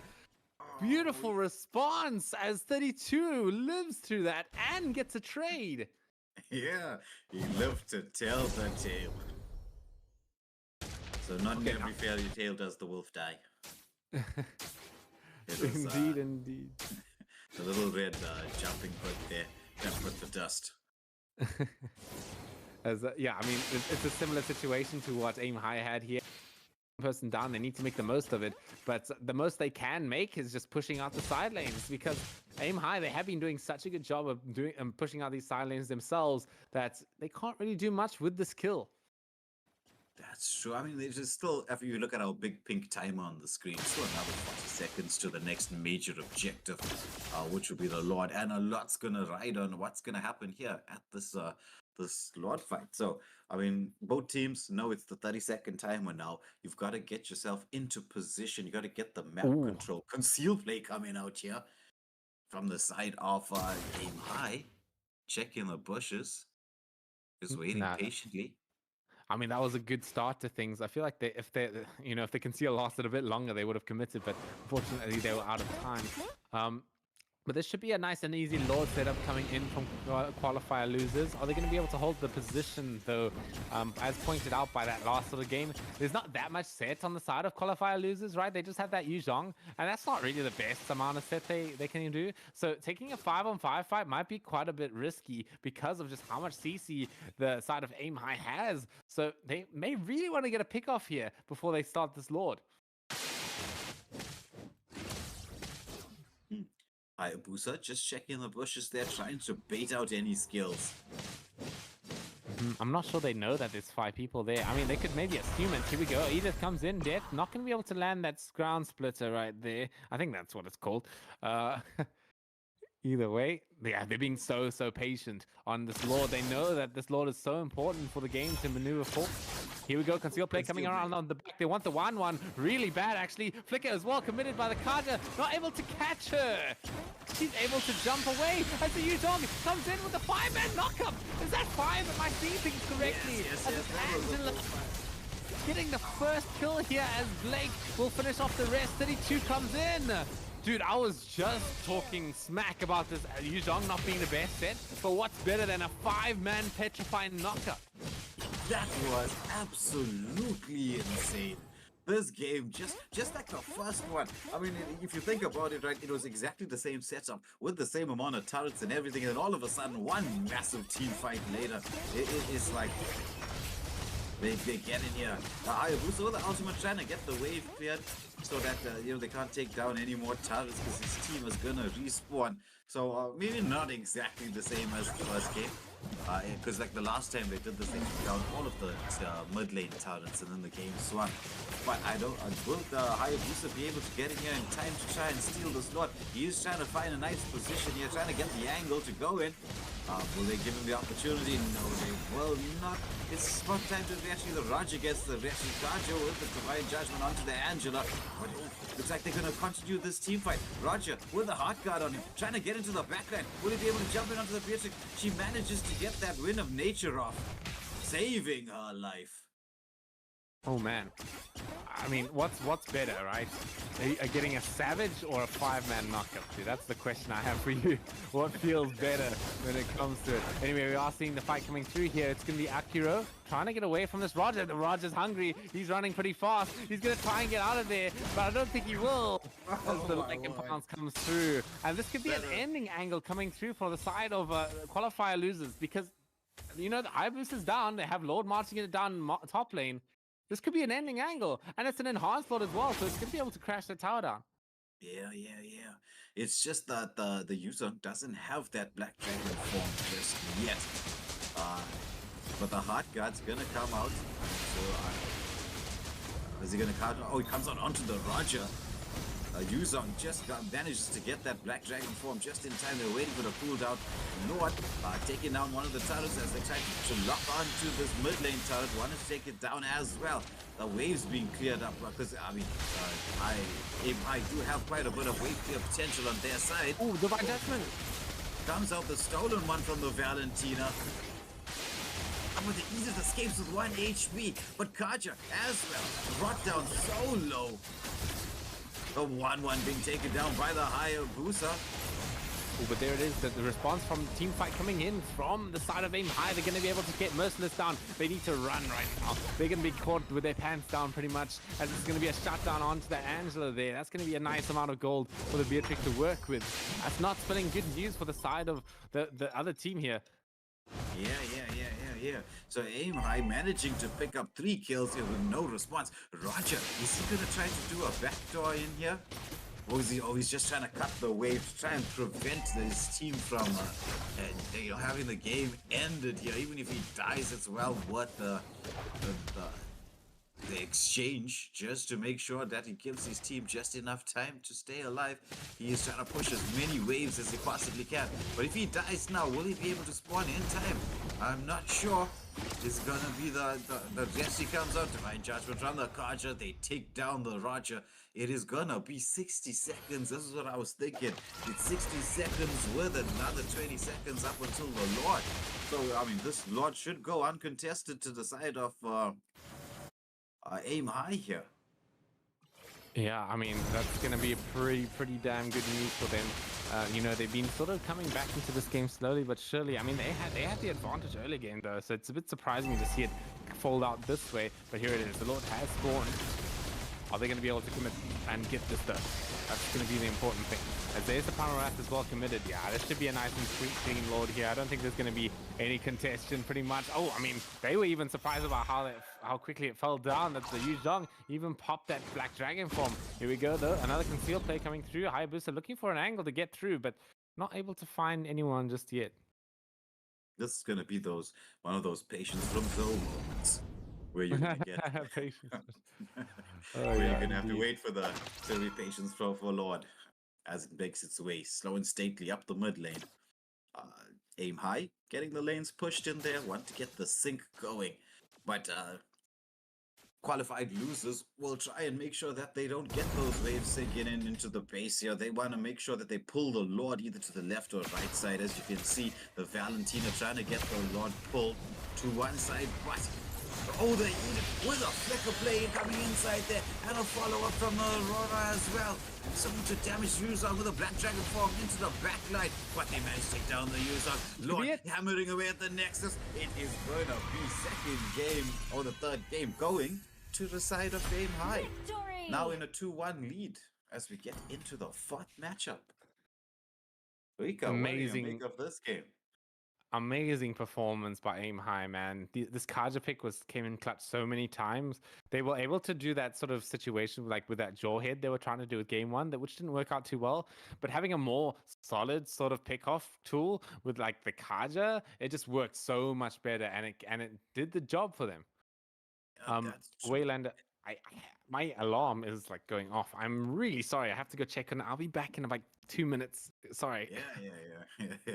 Well, when the alarm goes off, you got to know what the danger is. But anyway, this was a really inspired pick. That Kaja song. Well, hats off to you, if I was wearing a hat, hats off to you, my friend. That was a beautiful play on Kaja. They're getting so many sets for your team. That was just amazing. The skill level of both these teams. I mean, we are getting all the way towards the semifinals, leading up to the finals, which will be taking place tomorrow night. But a big shout out to the sponsors once again. It is Nighthorde who have sponsored. Speaking about winners and finals, the winner's prize pool, which is 15,000 diamonds and a $100 prize pool.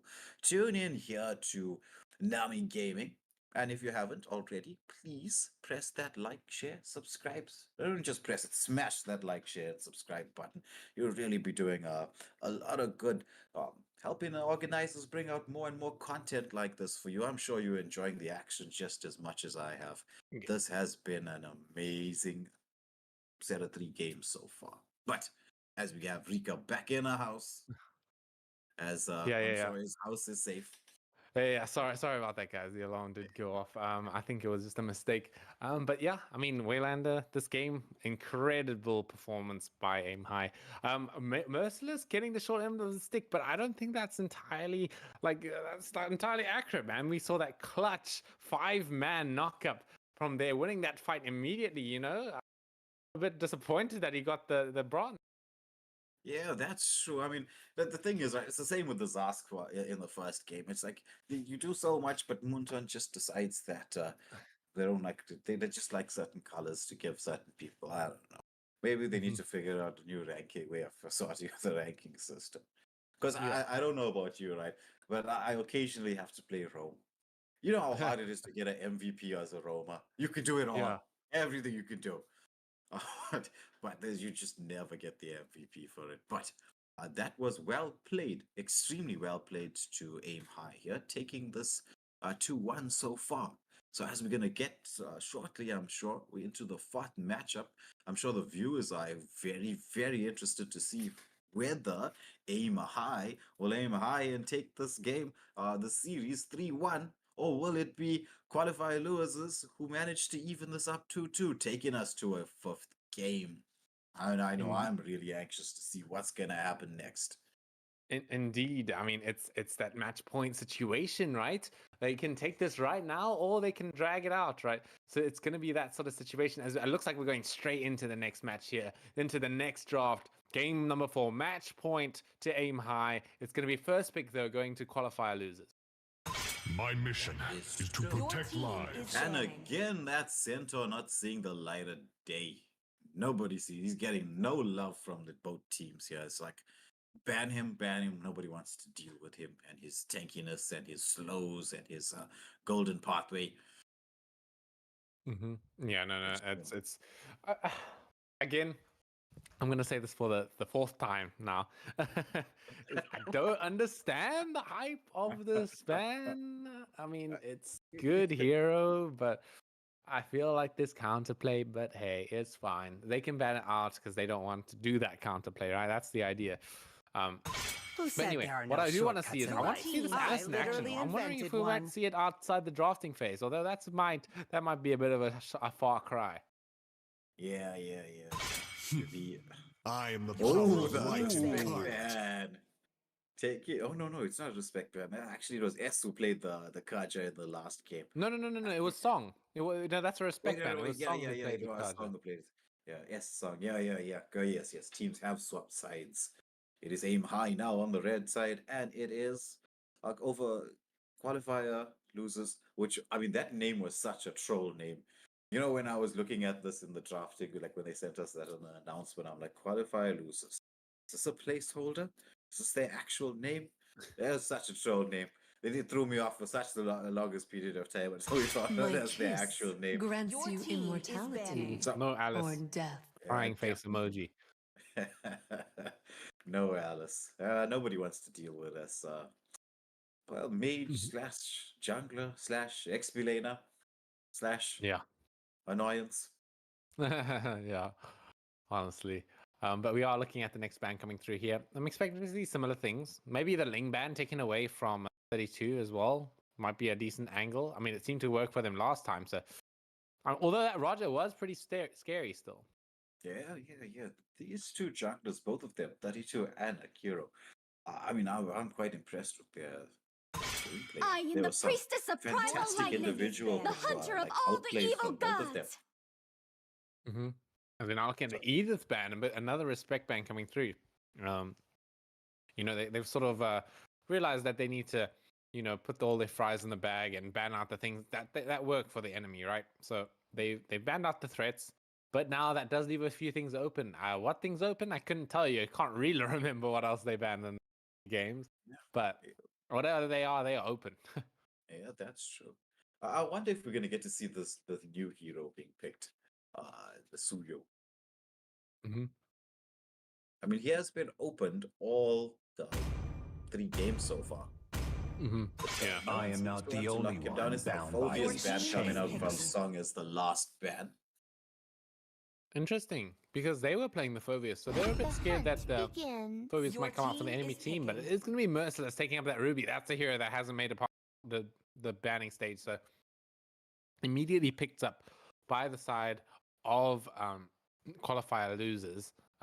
Very scary hero, man, and you don't even know if this is going to be an EXP lane or a mid, oh, not a mid lane, excuse me, I'll take that back. You don't know if he's going to be an EXP lane or a gold lane or a roam, right? He can be flexed. Yeah. She can be flexed in 3 different positions.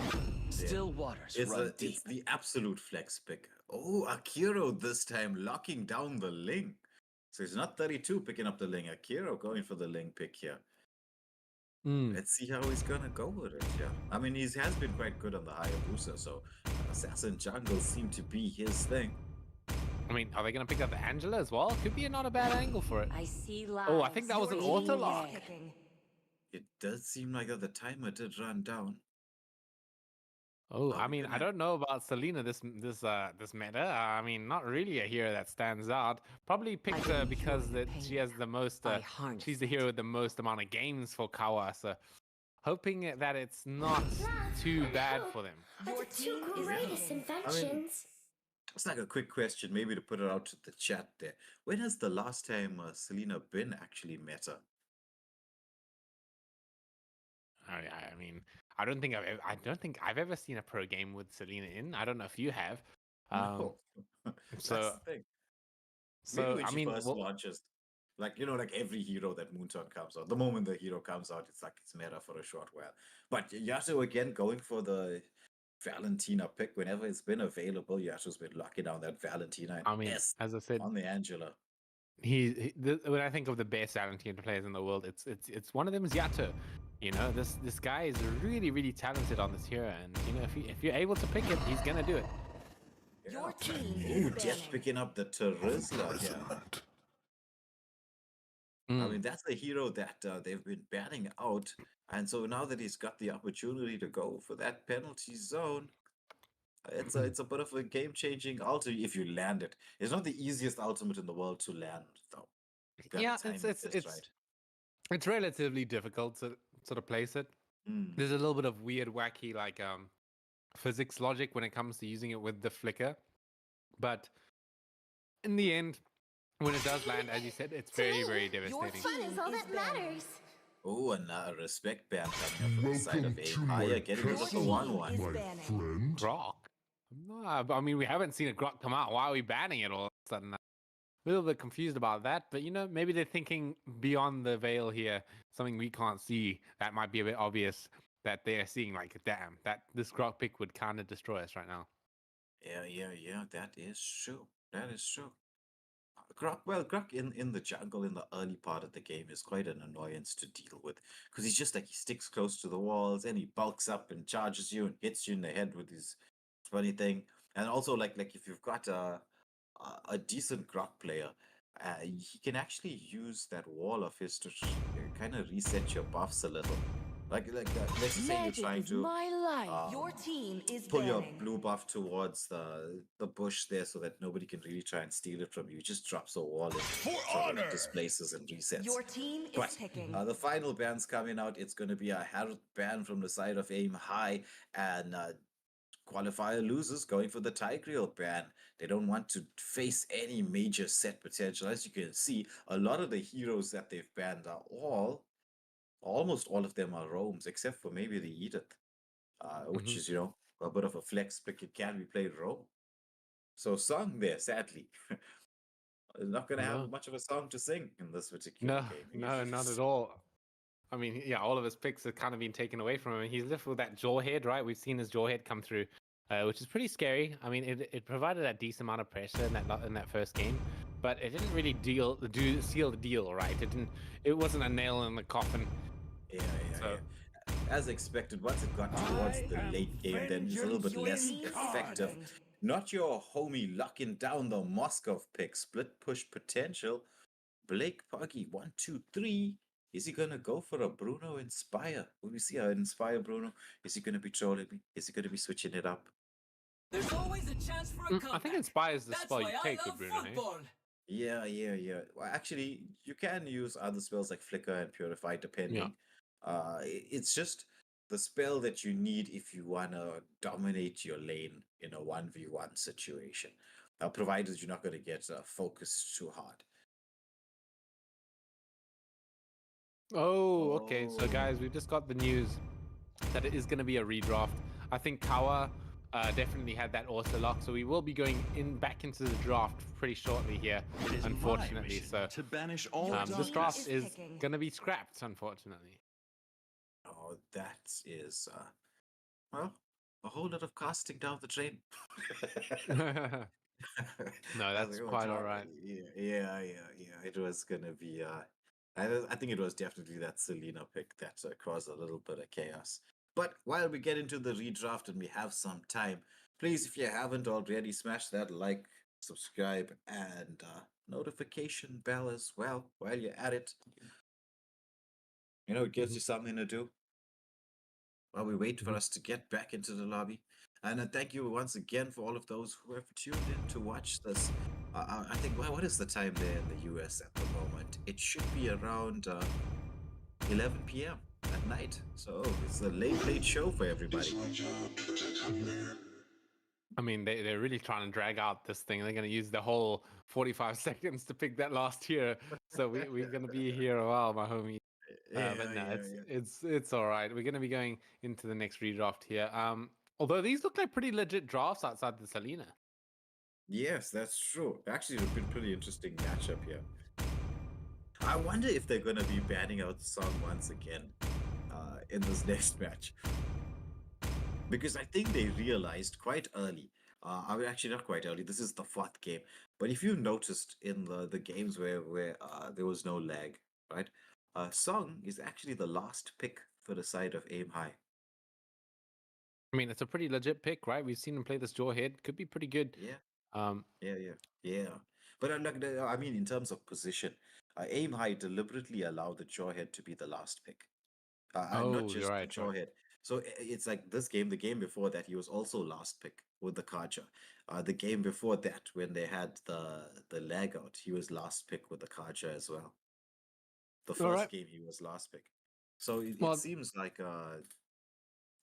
qualifier losers have realized, wait, you know what? A lot of this is coming down to the Roma. So if we ban him out, it's going to make that last pick that they have a little bit more difficult. Legends. I'm hearing some rumors. Okay, no. There's okay, I was looking at some rumors in the discussion chat about maybe no redraft, but here we go once again. But yeah, one thing you can take away from this draft here is that they do like prioritizing the last pick for that song right there. So his pick is going to be very, very important indeed. Yeah, that's true. Let's see if they go through it once again. Because I'm not sure. I'm sure they're not listening to what we're saying on the live chat just yet. They probably will watch all of this a little bit later. But that's quite interesting from them. Let's just take and get to see whether this is going to continue. As I'm sure, okay, now everybody's not ready yet. Just waiting for the side of um, qualifier losers to ready up and get us into this matchup. Mm-hmm. Indeed, indeed. As we're looking at a possible phone, Yato complaining a little bit here, just saying that they also had an AFK with no redraft, so they're gonna a little bit of beef happening in the lobby here, but I think everything should be okay. We're gonna go for that redraft here, or unless the admins decide that it's only fair that there shouldn't be one. Either way, it's looking a little bit. We're definitely gonna at least have another game on our hands. Yeah. Well, beef is good. Beef is always good. I like it when there's a little bit of tension in the air. Just adds to the excitement. You can just taste it. That little bit of flavor has been added, some spice. Because as we can say that a little bit of drama is the spice of life. As we get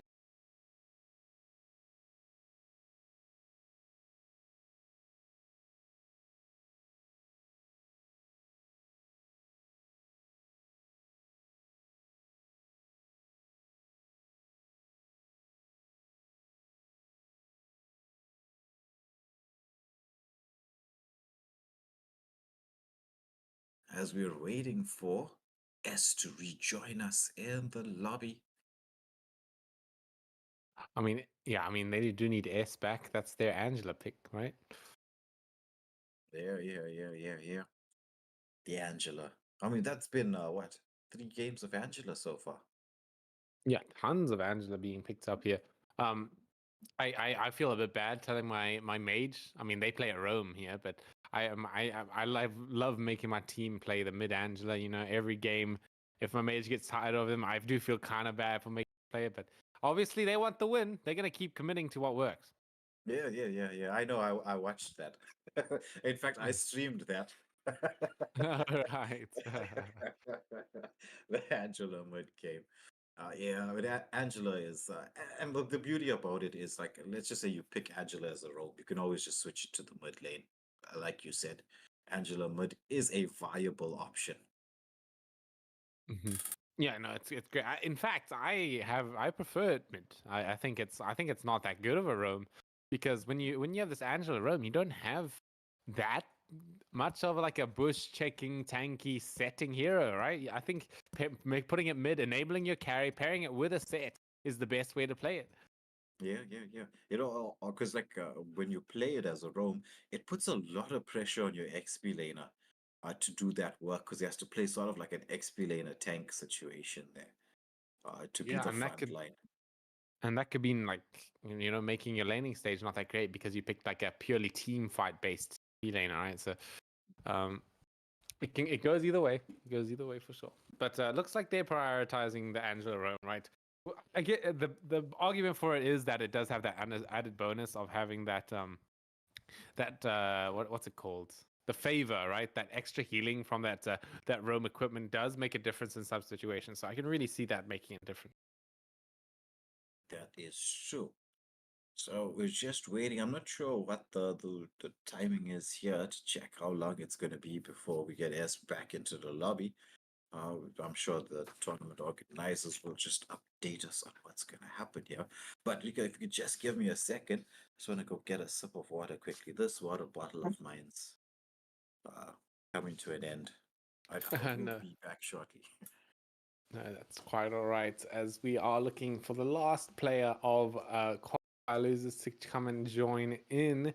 It was Aim High actually that had the AFK. So it's a bit interesting that the Qualifier losers are not joining into the just yet. But anyway, guys, this is the Royalty X Nighthawk tournament, Game of Thrones Invitational. I am Rika once again. We're looking at a pretty intense game here. We've seen probably about 2 legit games though, right? Between these two teams. They've definitely showed that they can be extremely dangerous in this tournament. They've earned their spots in this tournament so far, and for good reason, man. I've seen Song coming through with some sick Kaja plays with the Divine Judgment. Yato been picking up that Valentina that he's oh so known for. he's so great with it. He's been taking those Kaja ultimates. He's been stealing other things like the Heart Guard in those clutch situations as well. So really great plays from him. 32, when he isn't AFK, he's making all of the plays around the map. He's able to make so much use of like this hyper carry sort of meta right now with the Roger and the Ling, so that he's giving his team that leverage to win when they are in that sort of zone. So there's so much stuff that can sort of happen in these games, and I'm really keen to see what happens going forward. As they're now looking at 5 people from aim high, they're ready, still waiting on that last person of qualifier losers. How are you guys doing? If there's anyone in the audience there, how are we feeling? What are we expecting to come out of this final sort of game coming through here? I mean, potential final game. We don't know if it's a rematch or maybe a bye given to the aim high or qualifier losers here. So I feel like I really do feel like qualifier losers can come back into this, even though they're a point down. They are very strong team. They've proven to us that they can just sort of come back from a really dire situation with just one good team fight. So, I feel like that could keep happening and they could take this win. That is true. That is true. Oh, I just went into the kitchen now and realized that outside of the world, the sun's up. It's so late, yeah. it's early. Yeah, I mean, barely begun here, man. Like, hey. Yeah, that's it's gonna be a intense ride as we get into hopefully the next game as we wait for Yato and the Valentina. Will we see that Valentina pick coming out once more? And big thank you to the viewers for tuning in to watch with us in this, for you guys, the late show. It's getting close to midnight. Mm-hmm. Indeed. As we're looking, I think Yato is having a little bit of a little bit of a rant in the tournament chat here. So he's just kind of, they're a bit annoyed, right? Because they did allow 32 to have that AFK, and then they sort of lost. Because 32 is AFK, but as soon as there's an AFK in the for aim high, it's going to be a redraft. So it's a little bit controversial. Yeah, but hopefully the admins, they'll come to a decision that's. Yeah, that's fair. Rika, I'm just sorry if you could just check your mic there. It's sort of Oh, is it bugging out at all? Yeah. Sorry. Yeah. Okay, it should be fine now. Let me just turn up the sensitivity a bit. Well, seems like it's the not only the players that is having technical difficulties. It's me as well. It affects everyone. Yeah, those gremlins, when they get into the hardware, what can we do? What can you do, indeed? But yeah, I mean, okay, Waylander, what can you tell me about your favorite play you've seen so far? What's the best play you've seen? Like the number one?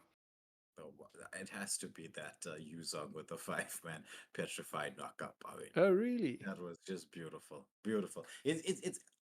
I'm like tied between that one and the outplay from Akiro there on that Hayabusa, where he was like just like a sliver of health. Like Link just needed one more hit. The hard guard was on him at the time as well, and he just like sort of danced like so beautifully. I mean, the Akiro on this Hayabusa. I mean, I love playing Hayabusa. I also have the same skin, that Shadow of Obscurity one. I can tell you this much.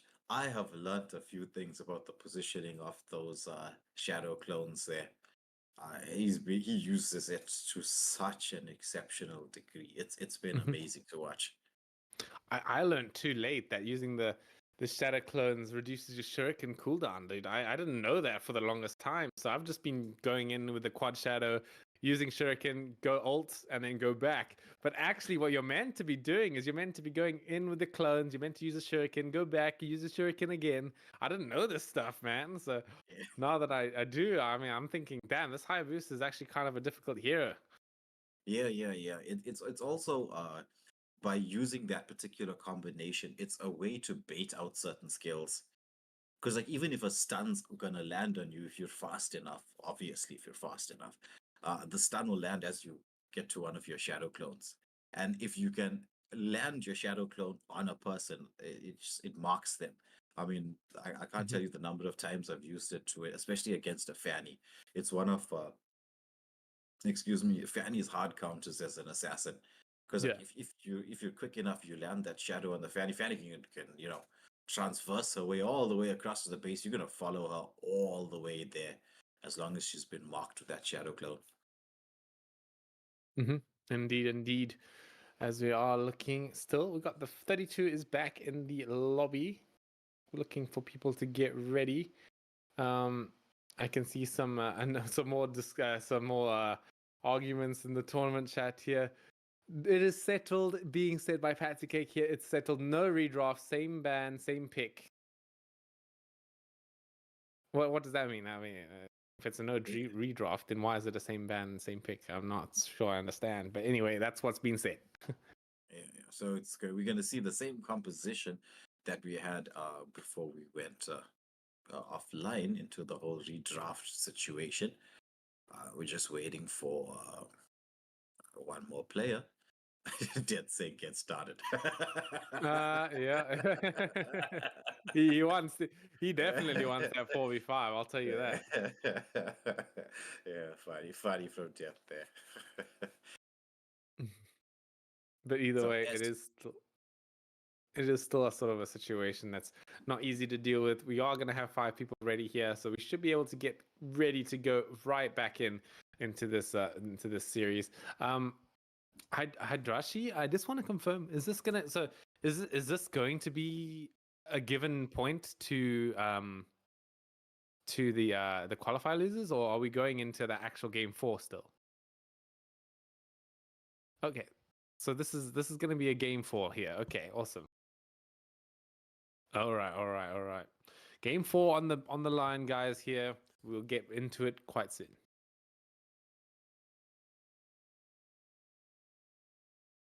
It's not.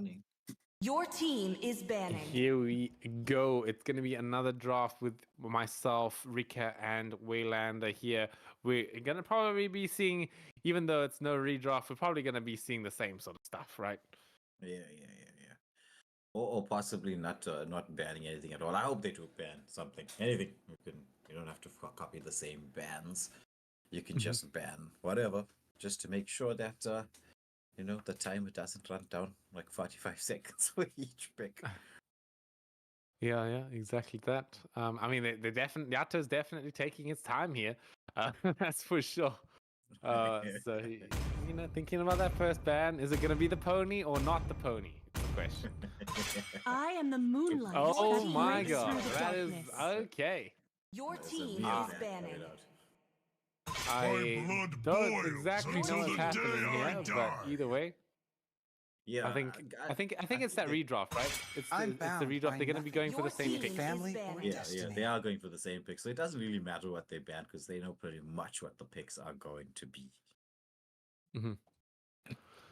All right, well, let's see how creative they can get with the bans here so far. Okay, let's rate the drafts and what they ban here. So we're waiting for qualifier losers to ban out their last tier here as aim high as well. So far, I'm liking the Mia. I'm liking the Bauman. That's pretty solid. Yeah. YSS and Gushin as well being eliminated. But for those of you tuning in and you didn't see what those picks were in the last game, for the side of Demons shall qualifier bathe in their losers, blood. it Your was life a belongs Bruno, to the righteous. Lancelot, Valentina, Ruby, and Angela picks coming out for the side of qualifier losers, and aim high, locking on to the Ling, the Selena, Jawhead, Terizla, and Moskov. Those were the picks, so we know beforehand. Just a quick refresher as to what those picks were. But as we continue with what the picks were, it should be a Valentina that we get to see from Yato. I mean, he's definitely trying. Yato's trying to remember what he picked. That's for sure. He's taking all the time necessary to make sure that he knows what he picked last game. But either way, he should be picking soon, I hope. The hunt begins. Yeah, there it Your is. The team merciless is swap.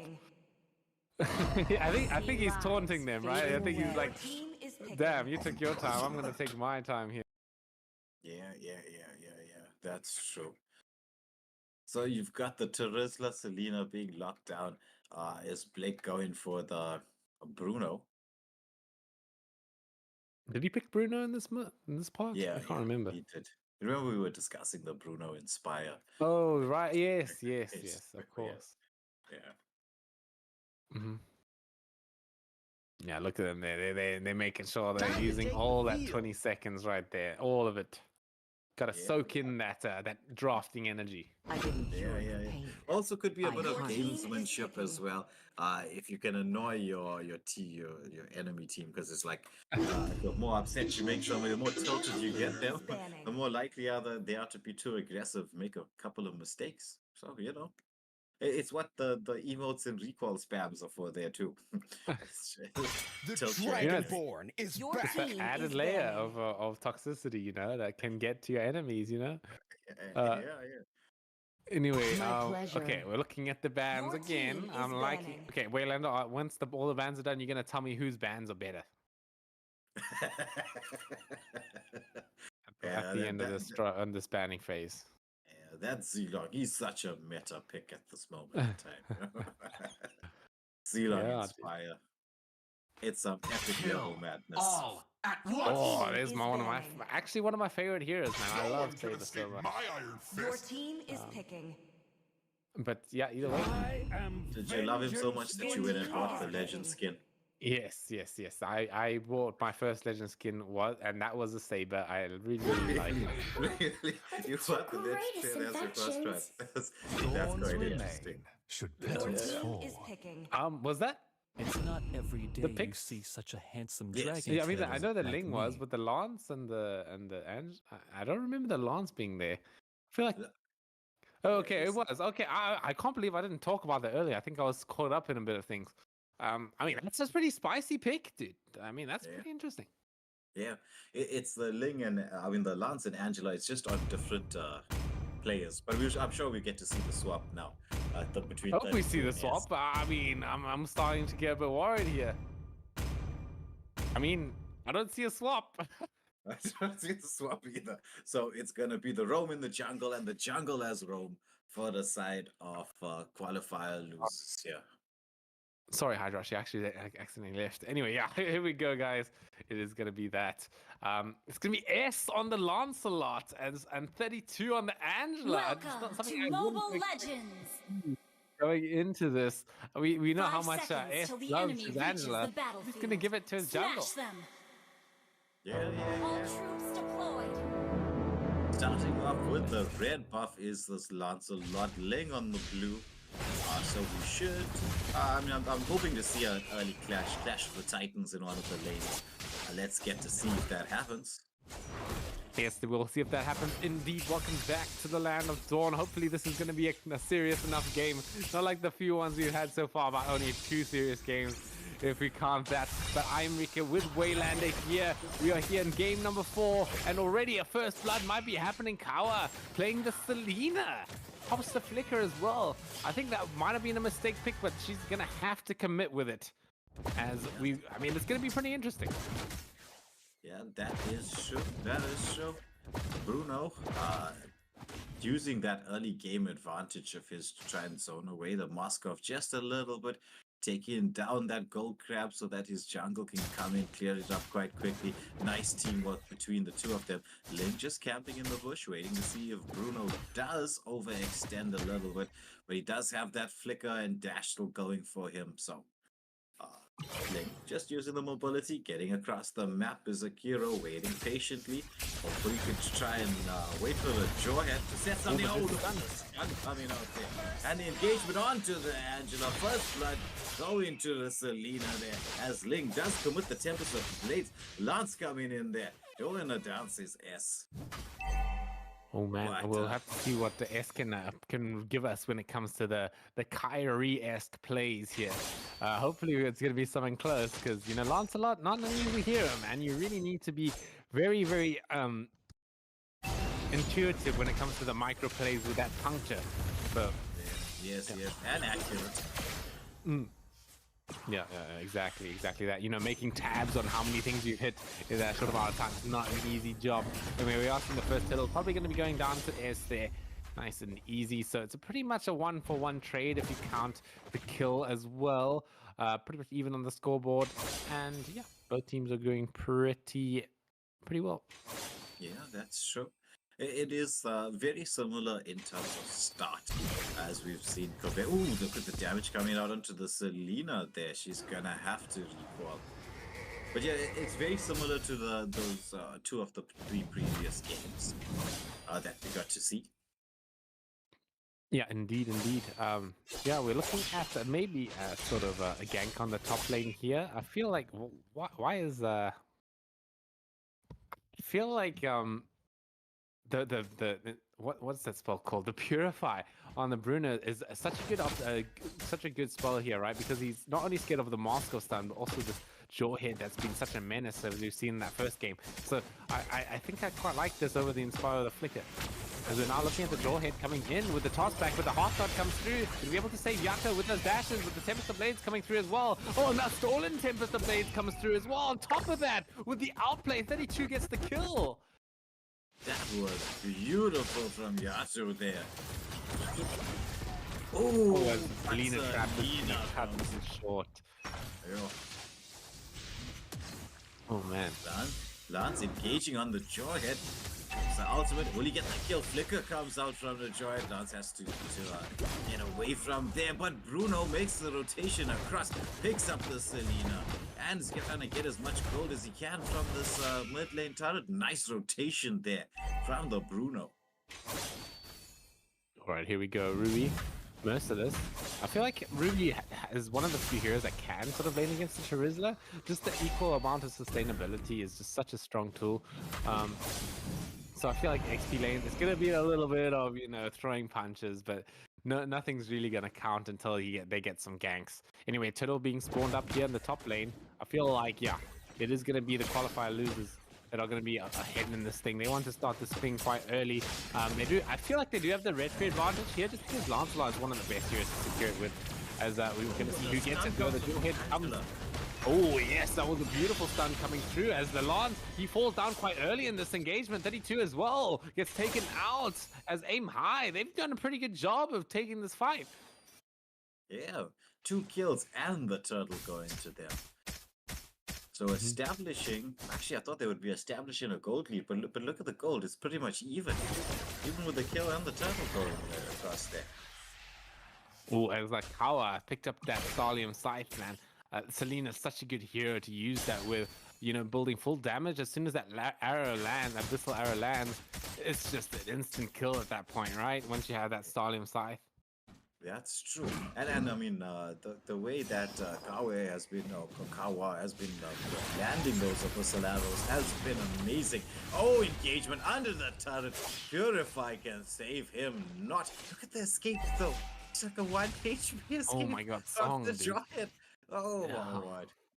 I mean, he didn't have Purify there, but I think it didn't matter, right? Even if he had Purify, I think he still gets taken out there. Oh, here comes the fight. The penalty zone does land straight onto Yato's head. Gonna take him down early as that trap is gonna be able to mark itself. Selena coming in with that first kill, but they're still alive on this Ruby here with the flicker. He might be able to get out with the Tempest of Blades. He's gonna be able to finish off the job as Lancelot coming in with a Kyrie play. Beautifully done by S. As the fight continues though, we're looking at Selena getting trapped up by the puppet on the string. Doorhead, Song, he's again on like 0 HP, but the worldy bounce from Blake will finally finish the job. That was an intense fight there in the mud, but I think that aim high, get in the slightly better exchange there, getting a couple of kills and the mid lane turret, so it was a return mid lane turret for them, because as they were taking that gank earlier onto the Bruno, qualified losers did seize the opportunity to take down that mid lane turret. And so with that exchange, you're going to get to see things not so much even up, but just slightly in the favor of aim high here. as they have established a 1K gold lead.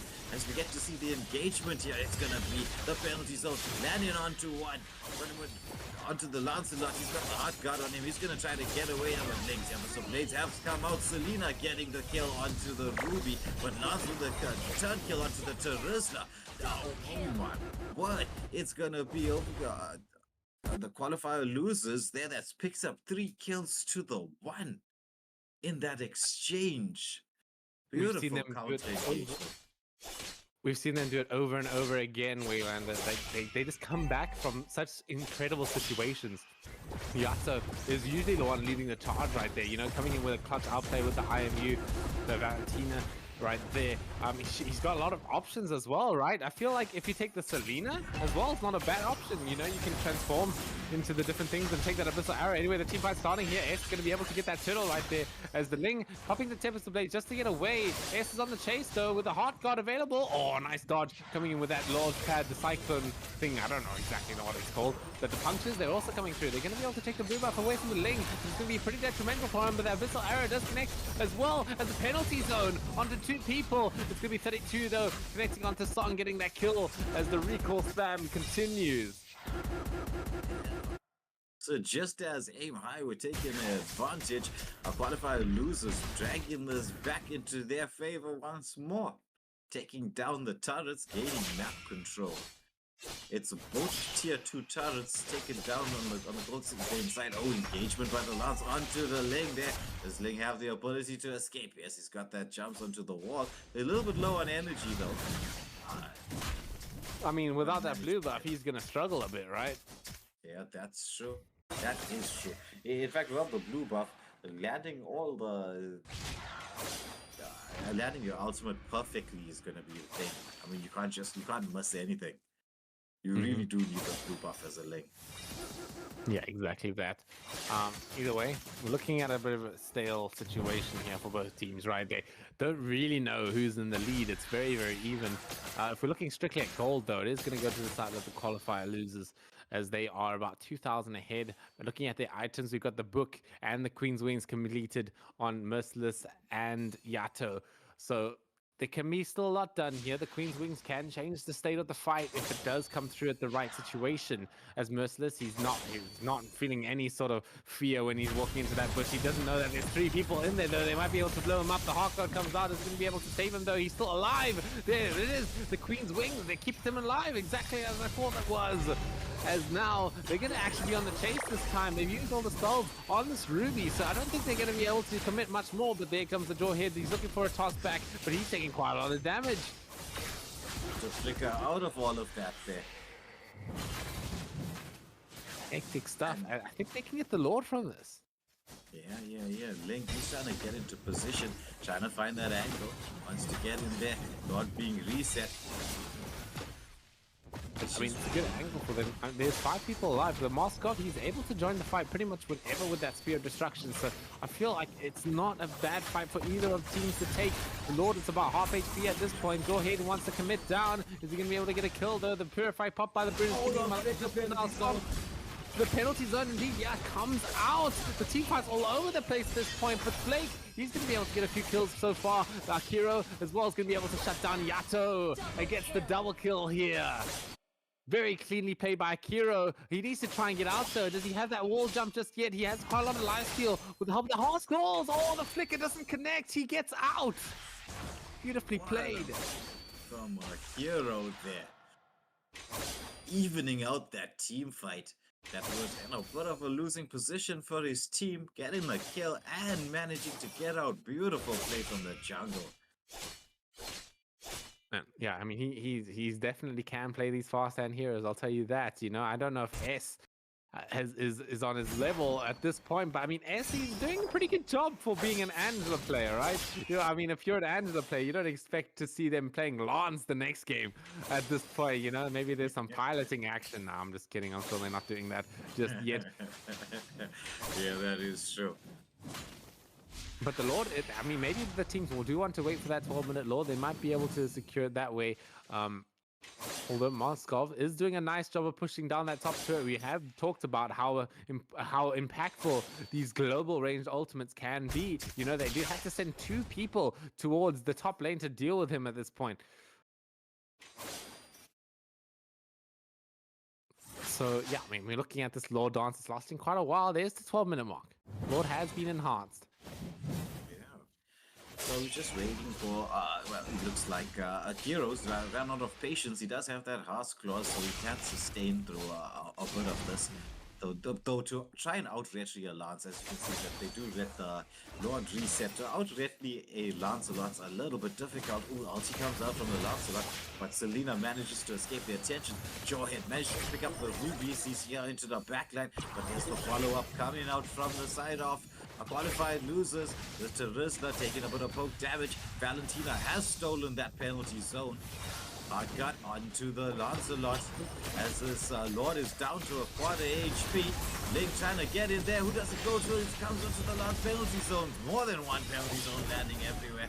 Ling just dancing it. But oh my word, so much of damage coming out there. Bruno with Wind of Nature. But it's the Moskov. He manages to take down 2. Oh, it's just Ruby in the end here. I mean, she's fighting her life out right now. The last remaining member of the qualifier losers gets the double kill, in fact. So it's going to be a 4-for-4 trade, but going to be in the favor of the qualifier losers because they got that Lord. Yeah, that they did. Ling just trying to keep these lanes pushed and pressured so that his team can respawn, so they have the opportunity to defend this without losing too much, which I think they should be able to. Yeah, I think they should be able to, right? Yeah, they've got all their towers here. They do need to deal with the Lord quite fast, right? Because it will charge that tower, and because it's the enhanced Lord. So I feel like they might need to put a little bit of pressure on this top lane just to make sure the Lord doesn't get too much done. Ling as well needs to be a bit careful with Ruby, you know. If Ruby catches him off guard, you know, while he's in the air, he's pretty much toast. As he's going to play it safe, he's going to run away as fast as he can. And the Lord also falls. Yeah, taken down quite quickly, as you were saying that they did move with a full 4-man to get that Lord down, as we see the at least one tier 2 turret being taken down by qualifier losers. All right, it's that sort of situation in the game. 14 minutes in, both teams have this in the bag. They just need to find the right angle for each of them. You know, I think if we're talking purely on history here, I feel like the qualifier losers have the advantage because they sort of excel in these sort of situations where it's like, oh no, one mistake could cost the entire game. They always find that mistake and they capitalize on it so well. So we look all eyes on pretty much let's say Yato, right, or Merciless, that have these angles to make these plays. Yeah. That's the thing, they've been using but the engagement onto the Lancelot. Here, look at the fast breakers there. With a hard cut there to save him, counter engage coming in there. Penalty zone lands in from the Terizla, lands onto one what? The Whistle Spear onto the Bruno. Jawhead tries to charge up, but that Wind of Nature comes out from the Bruno. Damage. Look at the Moskov. He manages to get the kill, the stun onto the Valentina, but look at Ling. Ling tried to get into the game. Yeah. I mean, that's a huge trade. Exactly. It's 4 for 2 and 7 seconds to the Lord. I don't know if you saw that, but Kawa came with a TikTok play, dude. He did this cool flicker combo with the Selena right there. They managed to blow up a few members of the side of qualifier losers. So it's, I mean, this man can play Selena, that's for sure. Anyway, Ruby being annoying as ever. He's not going to let that Lord go down easily. Here comes the Heart God. She's going to maybe fight this one out, although they know that they can't kill her. They're just going to try and get away from this annoying chick with the scythe. Yeah. Well, that was the little Red Riding Hood that went to the Roger in the last game. Yeah, indeed. As we're now looking at that Lord, it's going to be crashing down that bottom lane right there. Moskov's going to do his best to push down that top lane while the action's happening down there. I feel like this could be an ending angle for them. They just need to be able to get the right fight, right? If they get rid of this, the Yato first, and the threat of him is gone. They might be able to breach it. Anyway, we are looking at this Lord. It is crashing down into the base. Is it going to be enough leverage, though, to take down a few more towers as they are pushing down the mid lane right now? He wants to go in with the Phantom Execution. Will land, doing quite a lot of damage to Akiro. Gets his immortality popped out with the Winter Truncheon. Might have been a bit of a mistake, but he has the Tempest of Blades to get out. Oof, beautiful play there from Qualifier losers, managing to protect all the talents that they have remaining. Indeed, I mean they played that defense perfectly, right? So they weren't able to get that that sort of end angle that they were looking for, right? So this game could be going on a little bit longer. We'll just have to see how it plays out.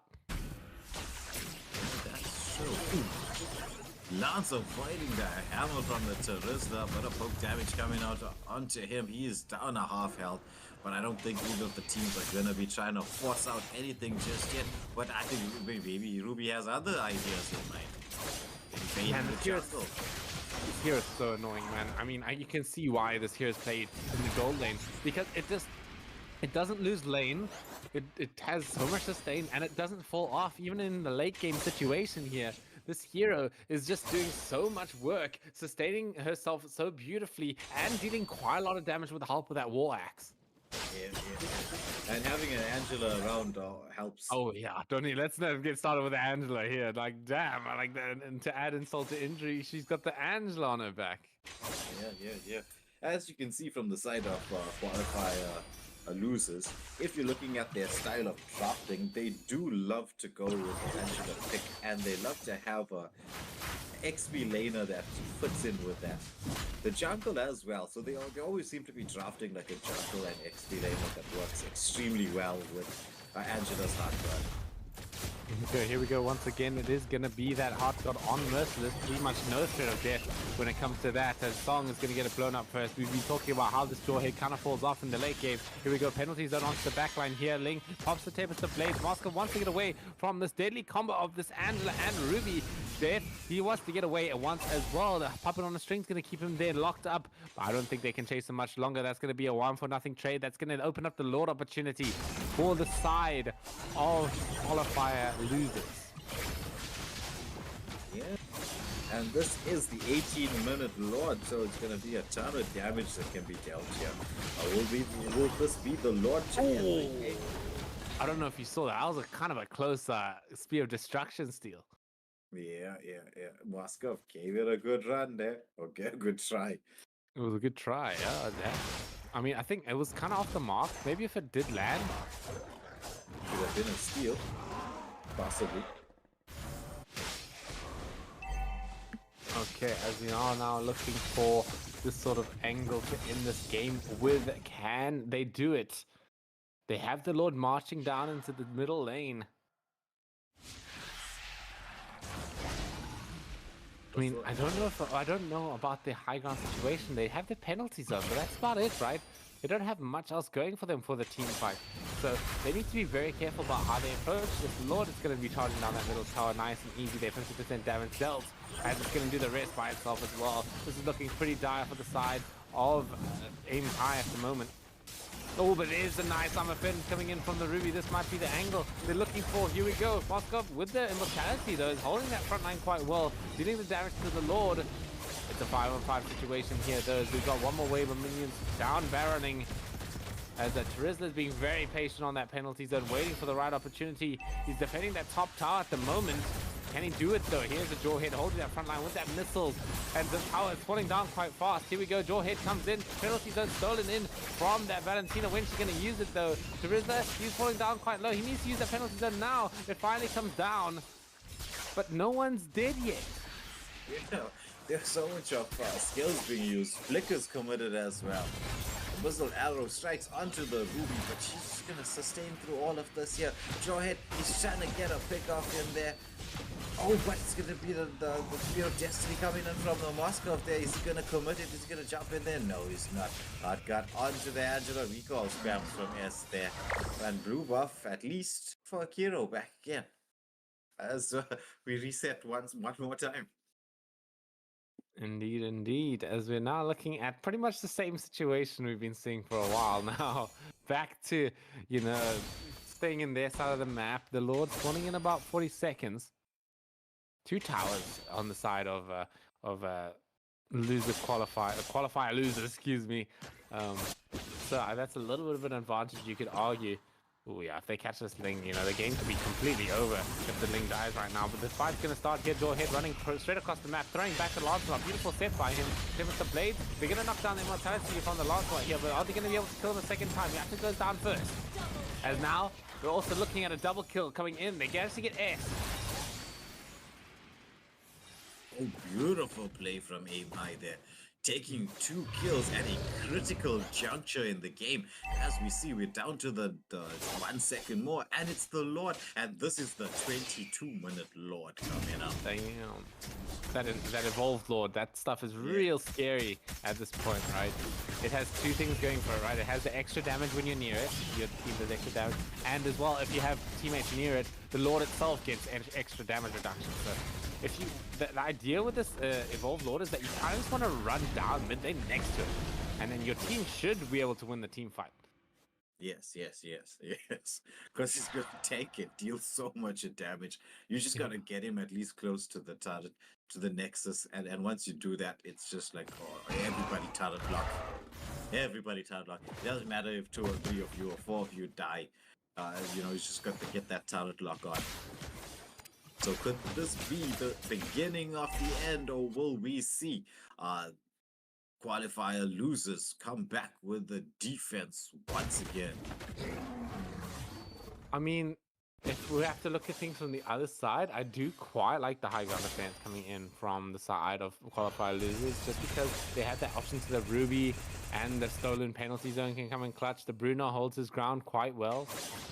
Lance can sort of cut around the team fight quite well. So I'm liking their odds, but let's see if they can pull it off here. They're looking at the middle tower so far, while they're busy distracted with the Lords at the moment. But the door hit comes through, tosses back 1. Are they going to be able to follow it up though? The base is wide open. The Ling said he's had enough. He's going to lock down the turret, as I think it's the end of the game here. Word. So it is gonna be Aim High taking the series 3-1.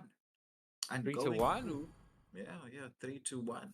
Going through to the finals of the Royalty X Nighthawk Game of Thrones Invitational.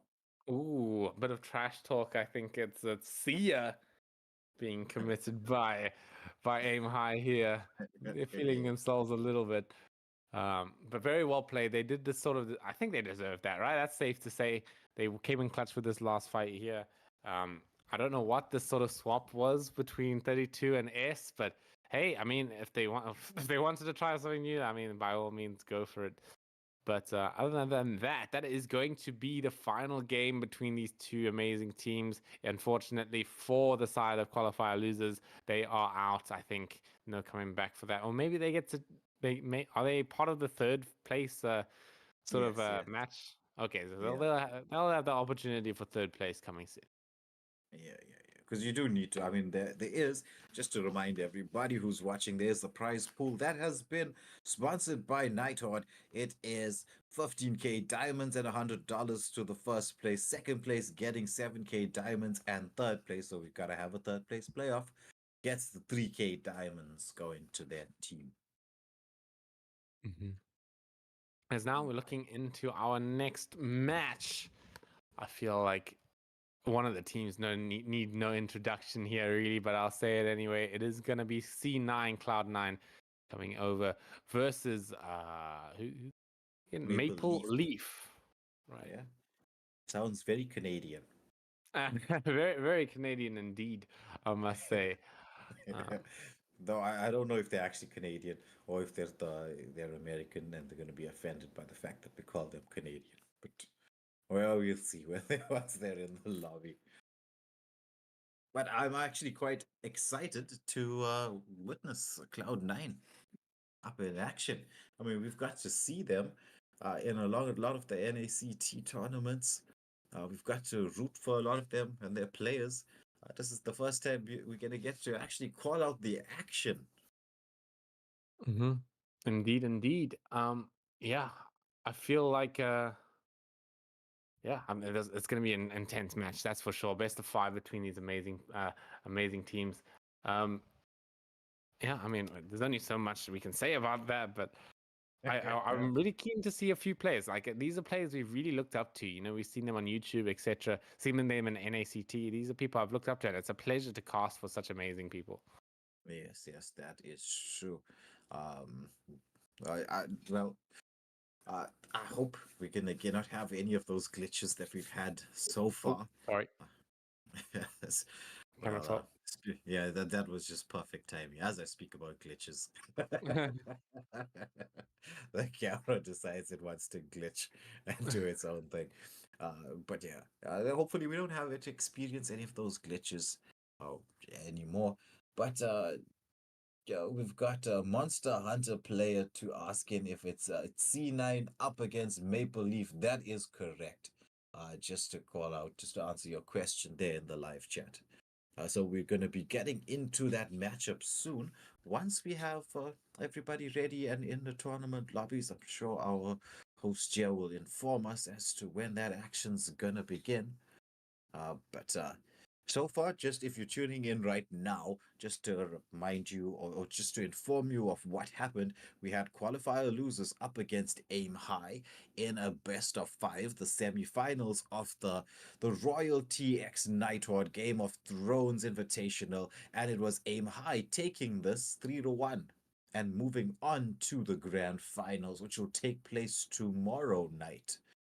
Brought to you live here at Nami Gaming. And also casted by myself, Waylander from Waylander Gaming, and Rika from the Rika channel. That we were also both have our own MLBB casting channels there. So we just transferred ourselves all the way from South Africa across the ocean, thanks to the power of the internet, to bring you this action.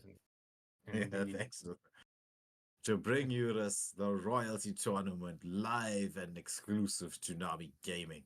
If you're tuning in for the first time and you haven't pressed that like, share, and subscribe buttons, please smash it. And let us know in the live chat that you've smashed it. But thank you for tuning in to watch this. We know that, here in South Africa, it's like 6 o'clock in the morning. So we've been casting here for quite some time. Quite some time. Yeah, not really how long a best of 5 should go, but you know, it is what it is. yeah. And so I think it's just midnight there in the US. I think it's Eastern time, because I know the US is separated to so many different time zones.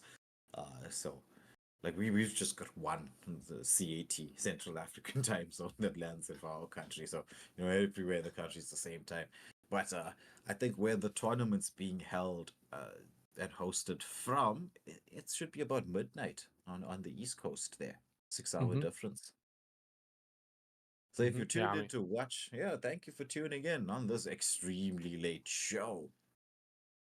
We are running slightly behind schedule, but we're into the tournament lobby as we're trying to get everybody into it.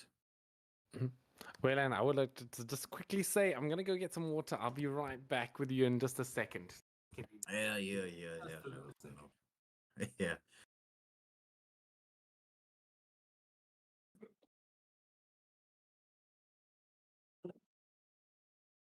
Well, so in the lobby, waiting for, what's going to prove to be an extremely exciting game. It is Maple Leaf up against Cloud9. I mean, that word maple, though, is kind of making me hungry. It's like breakfast time here in South Africa, so it's making me think about some pancakes. But we're getting the teams in. So the first player inside here for Maple Leaf, as are they going to be switching across? Yeah, they are. So it's Maple Leaf that's going to be taking the right side, and Cloud9 here on the left. So Cloud9 with the first pick, first ban coming out, and Maple Leaf was going to be going for the second pick. Second ban, but we'll have the last pick available to them. As we see who's in the lobby with us, it's Nova, Gina, Garcia, Nasty Wayne, Ryan, J-Law, and Ureshi for the side of Maple Leaf. Now we're just gonna wait for Cloud9 to get into the lobby. I'm sure all of you are excited, really excited to see this game. It is gonna be another best of 5, and the winner of this is gonna move on to the grand finals, and we're gonna see who's gonna be up against Aim High. Gonna be taking that spot. Yeah, just waiting for C9 right there. I mean, these are some. I think I recognize Yureshi as a pro player name. I don't know if that's the actual Yureshi we're talking about, but I mean, if it is, then that's pretty hype. Yeah. Could possibly be. I mean, we are this late into the tournament, so you expect, and considering the quality of play that we got to see in the last match, it most probably is. If it seems like it, it is. I mean, we had Yato already on the stage there, so yeah, I mean, probably is Yureshi, as you said. Anyway, we are just waiting on C9 to show up here. I'm sure they'll be here quite soon. Are we expecting similar bans, Waylander, or are we expecting maybe to see a different meta when it comes to it with different teams? Well, I would assume that they have a different meta because if you look at both the teams that we got to see, which was Qualifier Losers and Aim High, they sort of had, how you can say this, a set style of play that they stuck to. They knew what worked for them and they went for it. Mm-hmm.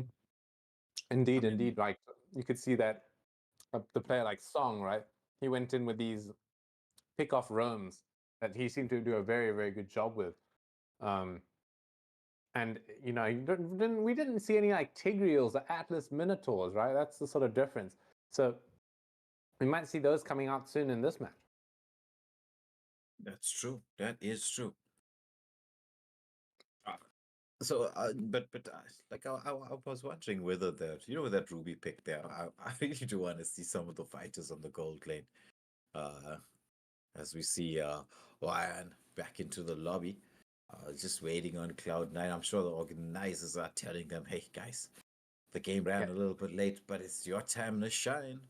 They do have a 10-minute DQ timer, so they do need to be here in about 10 minutes. As I can see, they are joining into the voice chat, so they will be here quite soon. There's one. It is going to be Mark UT. Oh my god, what a big name. I'm really excited to cast for him. Yeah. So yeah, actually, it's really exciting to see some of these big name players showing up in the tournament. But I mean, talking about Valentina players, right? Marky T, probably one of the best Valentina players I've seen, at least. So I'm very, very keen to see it as Coda. I mean, I was about to say, isn't that Coda from like I was hosting for? Like, he's not playing for C9, is he? Yeah, so I show Basic in the house as well. Yeah. Oh, yeah. Again, amazing gold lane player, man. One of the gold players that many people look up to as well in the NA scene. Really like his Bruno. You know, I've seen his Bruno, I've seen his Claude. Amazing player. And you know, we might see his Claude come out, right? Because Claude doesn't use mana anymore, so does not have to use the common emblems. Pretty strong here at the moment, I think. Yeah, that's true. That is true. Also great split push potential. The blazing duets, if you time it right, getting into the backline, can do a ton of damage, as we saw in the first game. With the Claude being picked in the first match between Qualifier Losers and Aim High. Aim High did pick the Claude there in that matchup, although they did lose the first game. I mean, the Claude, the blazing duet, was doing quite a lot of work for his team. But I show basic, I show speed. Up next. Probably. Yeah. Monster Hunter, I appreciate the words, brother. Yeah, no, it's all good. This is what we enjoy doing. We love casting. It's what we do. And happy to be part of this amazing community which is North America. We only wish our South African community was as prestigious as yours, right? Because you guys have NACT, you guys have like teams that go into the M championships. So it's always a pleasure working with you guys. That is true. You know, it would be wonderful if there was ever a time where we had the ability to have cross-country platforms where there's a like like a server where the ping will be stabilized all across the board. I don't think there is one for any game though. Maybe one day in the future Yeah, when maybe we'll have to when see. when We'll have to when see. uh when Elon Musk launches all these satellites. Oh yeah, It's I mean, like, I'm down for that, dude. I don't care if he can monitor me when I'm showering. If he can see that, then and I get my like global servers, dude, I'm going for that, man. yeah, yeah, yeah, yeah. Yeah, Okay, that's I don't know if true. I should have said that anyway. And It's that and the what's it, chip in your brain. hey man, whatever works, whatever works. Anyway, we are looking at the final member of C9, waiting for them to join in. I don't know who it is really. Only so many people in the voice chat. I think how much longer do they have before that counts as a DQ? I don't know. About 2 minutes, I think. Yeah, yeah, because we did start the lobby at 6:01. I'm hoping this is not Hopefully we don't. Hopefully we don't end this in a DQ and before things even start. I mean, it is 10 past, so I'm hoping that that doesn't really count us yet. Oh, yeah. At the last minute, we get nuts. Come in to save the day. That's all. There we go. Yeah, all the teams have readied up. It's Cloud9 up against Maple Leaf. This is going to be the first in a best of 5 exciting semi-final matchup here at the Royalty X Night Horde Game of Thrones Invitational. If you've tuned in to watch on this late show, thank you for watching, as I'm going to be photobombed shortly by my cat. Hopefully not. But we're going to get into this matchup soon. I think everybody's pressed that ready. We're just going to wait for our lobby leader to press that ready, and we're going to get into the drafting phase. I mean, I think the cat's looking for some breakfast. I think that's for sure. This cat never runs short of food, ever. Right. Right. Anyway, yeah, we are looking for the game just about to start here. I'm looking for like insane plays, basic amazing marksman I know, and Mark UT amazing mid lane. I think that's all I know. I've heard that Colwell was here, but I don't exactly know which name he is going under right now. So we'll have to just see, as the ready should be going soon. Well, I wonder how this is gonna. I don't know. Except for Reshi from Maple Leaf, I'm not too sure if he's the one who's still waiting to press the ready button. I thought everybody was ready, which took a second ago.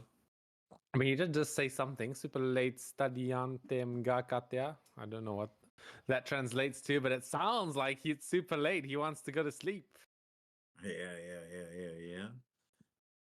I mean, that would be kind of disappointing. He's just left. I think he said. I think I mean, I don't speak whatever language that is, but I can translate that for you. That's like, I'm tired. I'm going to sleep. Damn. I mean, that's a little awkward. I mean, well, are we going to be able to get a sub from Maple Leaf, or are we just going to have a buy game? Are C9 just going to be able to go straight through this? Interesting. I'm sure you can see my cat in the background there. Maybe while we wait for Maple Leaf to fill up the lobby, maybe you can provide us some entertainment. What are you doing? Yeah, but I hope this is not the case. I was really looking forward to this. But well, it is what it is, I suppose. Oh, there's another member of Maple Leaf. I mean, this could be the end. I'm just waiting for an answer from the staff here. If we're actually going to get people. Oh, here we go. Yureshi and Nova G. They're coming back in. Oh, it might just be a re-lobby coming through. All right. Too bad. Yeah. As you can see, lagging. Having difficulty getting in here. I think that was Spanish. Was that Spanish? No, no, no. That was most. I mean, I don't think Spanish looks like that. I mean, I could be completely wrong. I mean, but I would guess that that didn't look like Spanish. Anyway, looks like we are ready to go. There's not going to be a read. There's not going to be a given game Your here as we're team going is into banning. game one between C9 and Maple Leaf. It is going to be Maple Leaf actually with the first pick here. Yes, it is Nasty Wayne for the first ban of the game. Let's see who he's Sir, gonna go for. What's your command? Your Oh, team the is Fanny banning. coming out here actually. So I mean that makes a bit of sense. The Fanny, as you described earlier, in the right hands is completely unplayable in some cases, right? To be against. Yeah. Well, Who said there are you know, no if you think about it, shortcuts in since life? we were talking I about literally Angela so invented much, one. the Fanny Angela combo, that's not a bad one either. I'm not a big fan of that. I feel like Angela kind of benefits from being very close to the enemies all the time, and with Fanny, you're sort of going in and out a bit too much. Like for example, the puppet on the string doesn't I connect will fully. choose my own Your path. team All you're is really getting banning. is just a bit of additional like survivability. I feel like it's not the best combo. But it's one that I've seen people who have good Fanny players try to abuse occasionally. Because, I mean, Fanny with that extra bit of sustain Yeah. can stick around in a fight and do quite a lot. So we've got Maple Leaf with the Arlot ban and C9 responding there with the Chip ban. Chip, as we all know, is not a hero you want to leave open. I mean, from the moment he was introduced to the servers across the world, to the time he was introduced into the game, I don't think this hero has seen the light of day very often. I am not the only one. Yeah, and there goes the Phoveus as well. We've been really seeing this Phoveus in action. It's pretty damn impressive what this hero can do. Yeah, it's not something that you really want to be facing on the XP lane. And then in team fights in general, because he does so much. I mean, like literally he does so much. It's so much of damage, so much of sustain. He just needs like the knock up. So he's just so annoying at present. So it's just best to get rid of him nice and early. Still waters There's run a deep. Link also Your being taken team out as is well as the banning. Arlot here. Thinking these heroes are pretty good bans. Obviously, the Arlots come into the sort of meta a little bit when it comes to it, just because of that mana being removed from him, not having to worry about that kind of gives him a lot of sort of opportunities to go for some cool builds and cool emblem sets. The Ling as well, pretty decent ban. You know, we're kind of banning out a lot of those meta junglers as we've been seeing. So yeah, I'm keen to see it happen. Look at the last ban coming out from C9. I wonder what they're going to take out. I show speed. The real ISO speed? He's playing Mobile Legends now? That's crazy. Well, there is a player for Cloud9 who's Upon the been named edge I Your Show team Speed is picking. after, well, the real I Show Speed. But anyway, it's Nasty Wayne with that Nolan pick. How are you liking Nolan after this recent update? You can definitely feel the impact of increasing his first and second skill cooldown a little bit. But then then you realize that his ult is on such a low cooldown now, and it's a lot more excuse me, it's a lot more reliable when it gets to the kills with that extra slow. On top of the fact that, you know, his combo is still the same, right? It's second skill into dash in, basic attack, ult, first skill, you name it. The combo is still the same, and that combo has been buffed. So the hero, I would say, definitely feels a lot better than it used to. Thorns I'm in remain. agreement Your with team you. is Fall. C9 picking up the Lance a lot. And I Show Speed, they're My knocking down the mission Ruby. is to protect lives.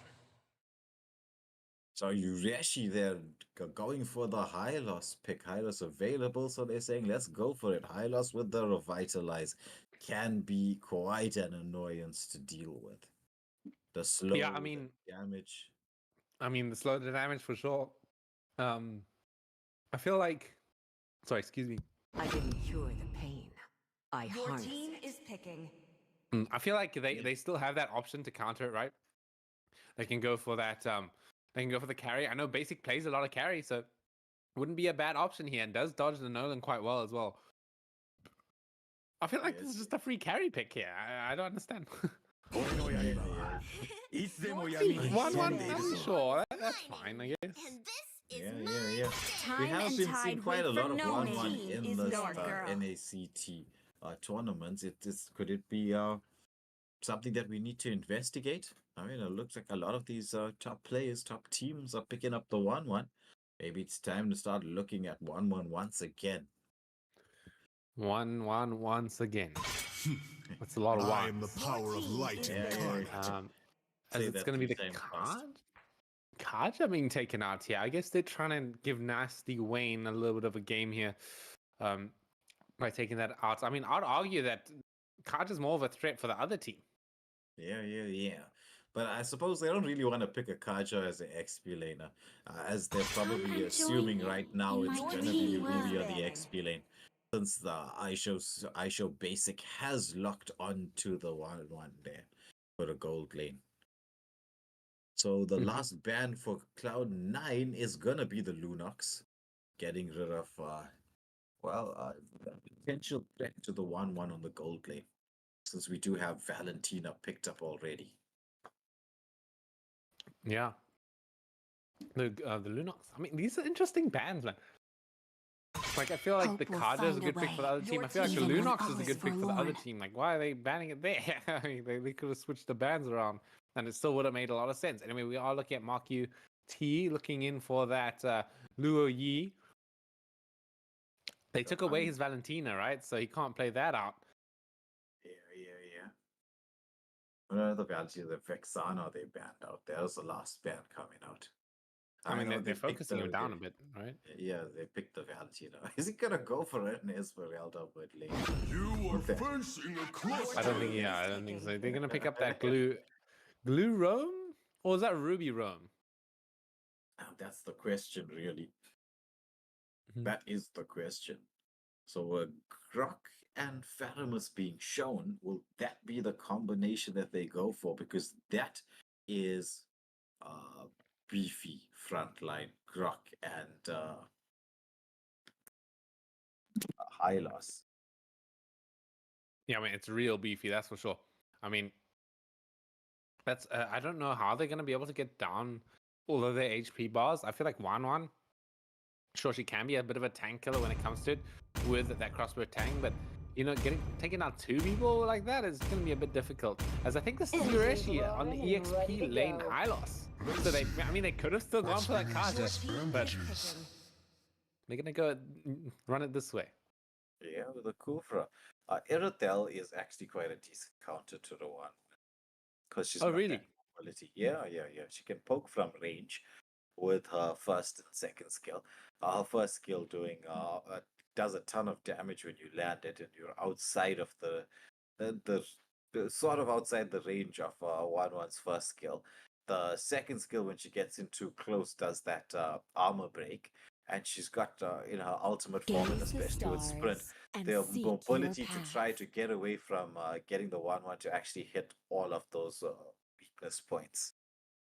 Mm-hmm. Oh yeah, for sure. I can understand it now. Gonna show off that Ducati skin. I'm saving up currently for that Leomord Ducati skin. Really keen for that. Either way, the drafts are finished here. We're looking at pretty interesting drafts overall. It's gonna be that glue coming out from the side of C9. Interested to see where they're gonna put it compared to that Ruby. As this is probably gonna be the Hylos XP lane. I don't see any reason to run the Kufra XP. So some interesting ones for sure. Yes. As we get into this first match in this best of 5 in the late show, in the second semi-finals of the Royal TX and Nightshade Game of Thrones Invitational. It is once again Maple Leaf up against Cloud9. Who is gonna take the victory in this first match? If the people in the chat can shout out who they think's gonna win. Oh, there is the Geek Fam recall. I'm liking it. I wonder if that's a trial card. Probably is a trial card if I'm being honest. But either way, it's a cool recall to see. Here's the Nolan starting up the blue buff here. It's an interesting thing. You can start off that blue buff on Nolan, but I think it's not a bad idea to start off a blue buff with Nolan. I mean, with red buff on Nolan, because then you have the blue buff available for Turtle. So it's a bit of a trade with that. We are looking at the Valentina committing that flicker down. getting taken down quite low. Yeah. As we see that mid lane exchange happening there, Ruby already making the rotation in towards the jungle. Wants to get a bit of poke, getting surrounded a little bit here. As you can see, Nasty Wayne getting the retry off and taking that litho. We are beautifully done right there. You're looking at the Glue versus Hylos XP lane, by the way. This is going to be a weird lane, I'll tell you that for sure. I don't think I've ever seen this one before. No. I have not either. There's going to be poke, counter poke, sustain, back again. Nolan in the jungle, though, tries to get the steal. Does he? Yes, he does. It's going to be C9's jungle still at level 3. I mean, look at the Beautiful jungle play diff at there. the moment, man. It's level 4, halfway level 5, compared to still level 3 on that Lancelot. So, Nasty Wayne definitely keeping it on top of things right here. As he's definitely going to have the advantage for the turtle. Even committing a fracture, he doesn't care. He's using that fracture to just farm quicker so that he can get that level 5 before the Lancelot. Yeah. Because, I mean, as you were saying that, when the pick happened, it's going to be such a low cooldown. He's going to have it available. As he's going to try to get that level 5 retry advantage there. Nasty Wayne doing a good job of being nasty, but the engagement onto the Louis. She gets that yin-yang combination off there onto the Hylos, but he's got the Revitalize to just basically heal through all of this. Oh, engagement! First blood going to the Nolan, picking off that Ruby there, putting the turtle to his side of the field. As Hylos now engaging upon the glue, wants to keep him out of trying to get a potential steal in there. But C9 deciding against the Lance, deciding against competing for any of that particular objective, saying, let me just clear my jungle faster, as fast as I can, maybe get some of Maple Leaf's jungle, because Nolan did such an excellent job there in the beginning, getting quite a bit of farm away from the Lancelot. As you can see, he's still level 5. Kufra engaging onto him there, has to come with the ultimate together. Ruby with a hook. It is going to be the total pathway coming out there. And then ultimate form flicker comes out from McQT on the... Over the grab. It's committed, yes. Left onto the Hala. It's not the easiest. I mean, the Kufra, excuse me, not the easiest target to go for. But look at that Nolan damage, man. He's level 7. These fractures are really starting to hurt. We saw that damage come out onto Aisha's speed by that turtle fight. So, you know, this Nolan here, it's feeling pretty strong here. Yeah, that's true. I mean, when you get to compare the speed of jungle clear. Here's the damage coming. Ruby. It's the full combo. Does he manage to get it? She hooks him onto the turret. Oh, she able to get the kill. What a play from Showing speed of hand there. Oh, but a Nasty Wayne, he's going to get his blue buff taken away. Got a little bit distracted over there by that side as nicely done by the Lancelot. Not going to try and pronounce his name. It seems to be in some other language. Here it is, the grab. Commits it in by Nat. As he gets the kill onto that Kufra that he's been trying to get for like the whole game at this point. Yeah. So 1-1 the score at the moment, but as we can see, Hylos in the top lane, getting that lane pushed in there, trying to get as much gold as possible, but wants to make the rotation towards this turtle. It is going to be 10 seconds until the next turtle fight of the game. I don't know if you know this, but Glue's ability names are all like one word just repeated twice. So I think it's also called like split and grab. Anyway, we are going to look at the team fight starting out here. The Glorious Pathway has been committed to about 50% HP. He's going to be able to get it though. Lance does have the retribution advantage when it comes to it. The fracture's not bad either. Who's going to get it? Scoring quite low. Lancelot is the one who secures it in the end as C9 are going to come out on top of that trade. As we all know, it is really difficult to actually Lance. You got to time that because so perfectly, because that second skill retry combination does so much damage. Oh yeah. I mean, it's not even the second skill as well, right? I mean, well, it is that second skill, but on top of that, the Phantom Execution is also such a good tool. You know, 2 good retribution tools in one hero. You know, you're pretty much always winning those battles. Here we go. You're looking at a bit of an engagement here. That top tower is quite nice and safeguarded. I seem to be seeing a bit of a lane swap. That's for sure when it comes to it. Hylos is probably going to make Engagement it. onto the Valentina by Show Speed, taking down the Valentina there in the mid lane. Oh, look at this glue. He's being so annoying. But yeah, the Valentina getting taken down. That's a pretty good start to the fight here. They should give them enough leverage to start taking down that top tower. There it is. The beautiful management of the game coming out of Cloud9 at this moment in time. They did have a slight disadvantage because of the wave clear speed of the Nolan up against the Lance in the early part of the game. But then just managing the game through, leaving that first turtle uncontested, and then just change the course of the game to slightly in their favor now. I mean, they've already built up close to a 1k gold lead, or well, what was close to that. Nath on this glue, man. I don't know how they kill him. Like right now, I mean, the Nolan can't cut through his HP. The Urthel doesn't have items yet. So this early game, Nath is just going to be an absolute menace. I don't see any way he dies. I agree with you. And then, as you said, that's exactly what he's being, an absolute menace. Look at that. Wait, he's got no threat. He can just walk in whenever he wants right now. We're going to see the Phantom Execution coming through. Are we going to see the Curry plays with the function? Not really, a little bit of a hint at it, as the turtle has spawned in the bottom lane here. Are they going to be able to commit for it fully when the Nolan's a little bit distracted up in the top there? So this should be a nice and easy turtle for them. Yeah.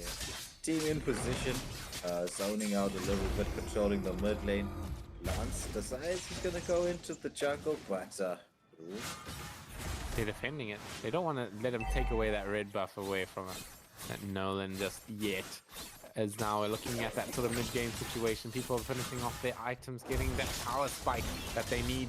Lancelot committing down into the bottom here with that Thorn Rose. Even committing a Phantom Execution. Wants to clear that lane quickly so that they can push. Yeah, Charlotte almost down.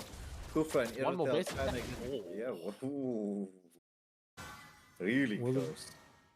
Bit of a close one lead as now Nolan hiding in the back here. Might be able to find an angle onto a possible Luo Yi here, but IShowSpeed is going to find him out. He's going to be able to get the kill quickly on Maki T. Oh, he's taking quite a lot of damage. He gets blown up, punished for that overextension in the bottom lane, though. Looking at the glue coming with the grab. Oh, a nice placement comes through. Should be able to get a kill on this Earth, but she's still alive somehow. I don't know if she can make... Oh, she is going to be able to make it all the way out. Beautifully played by her with the help of that sprint. As a Lancelot looking for the kill. Kyrie plays coming through, finishing off the Irithel. That was beautiful there from the side of Cloud9. I mean, look at the way... I may sound like a fanboy when I'm saying this, but I'm legitimately amazed at the way they managed the game. No. It's a good thing to be a fanboy here, man. That's exactly what we need to do to make this game nice and hype. Exactly what it is at face value. This is quite a game we have on our hands, ladies and gentlemen. It is about a 4,000 gold lead in favor of C9. Are they getting to be able to keep up the pressure and push this mid tower down? Finally, I mean, we've been talking about how important this mid tower is. Both teams seem to recognize that. Yes, so the defense coming out here, as you can see, Cloud9 getting started nice and early on this Lord, just sort of using it a little bit as bait to try and force Maple Leaf to show themselves, reveal some positions, maybe overextend a little bit, but this Ruby and Glue doing an excellent job of just zoning everybody away. I mean, how do they even get close to contesting? Maple Leaf decided not to even bother contesting this here. I mean, look at the way they're bunched up at this moment. This is, if you took a screenshot of at that moment in time, that's what you need from your team in order to zone a team away from achieving any objectives. Like getting close to taking the objective. Nasty Wayne, dude. He's holding that position again. I'm not sure about it. He's starting to recall back. But so far, the team, they're going to be able to... C9 are already pushing down this middle tower. They're going to do their best, but the defense is a little bit too strong with this current stage. Yeah, they do have the wave clear on their side to Maple Leaf with the Valentina, Irithel, and Hylos there. Even the Nolan as well. Anything that does AoE sort of damage does help with the speed of wave clear. As we got that Team Liquid recall coming out here, that buff horse. A very menacing animal indeed. As now we're looking at that mid tower finally getting taken down with the help of that creep wave. The Lord is also spawned in the top lane here. Might be able to get them a little bit of that push going. We'll have to see what they do with it. Yeah, Lancelot in the meanwhile taking that tier 2 bot lane tower, keeping the lane pushed in quite nicely as well. Wants to try to get a bit of a sync going with the waves, but making his way towards the mid as we see 5 men, E5 all here in the mid lane. This tier 2 turret in the mid lane falling. Lord slowly making his way towards the base, but we get to see the shield popped in the mid lane. Will we see the shield popped in the bot? Yes, we do. The same thing All with the three Lord. sides. All three Over sides. there. Beautiful thing. Oh, the engagement blown up by the new Cloud9 putting the screws on at this moment in time, establishing a 6.5k gold lead going into the 11.5 minutes of the game. As I said, I don't know how they kill the glue, but there's the Tyrant's Rage. It actually comes through. Is that going to be enough to carry the team fight, though? As C9, they're pretty much ahead of things on all fronts here. Marquis going to be able to secure that kill on the Valentina so far. As it's only going to be a one kill trade here. Oh, big damage coming out, actually. Well, with the help of the diversion, she gets out. Yeah, that diversion play coming in was just the right play.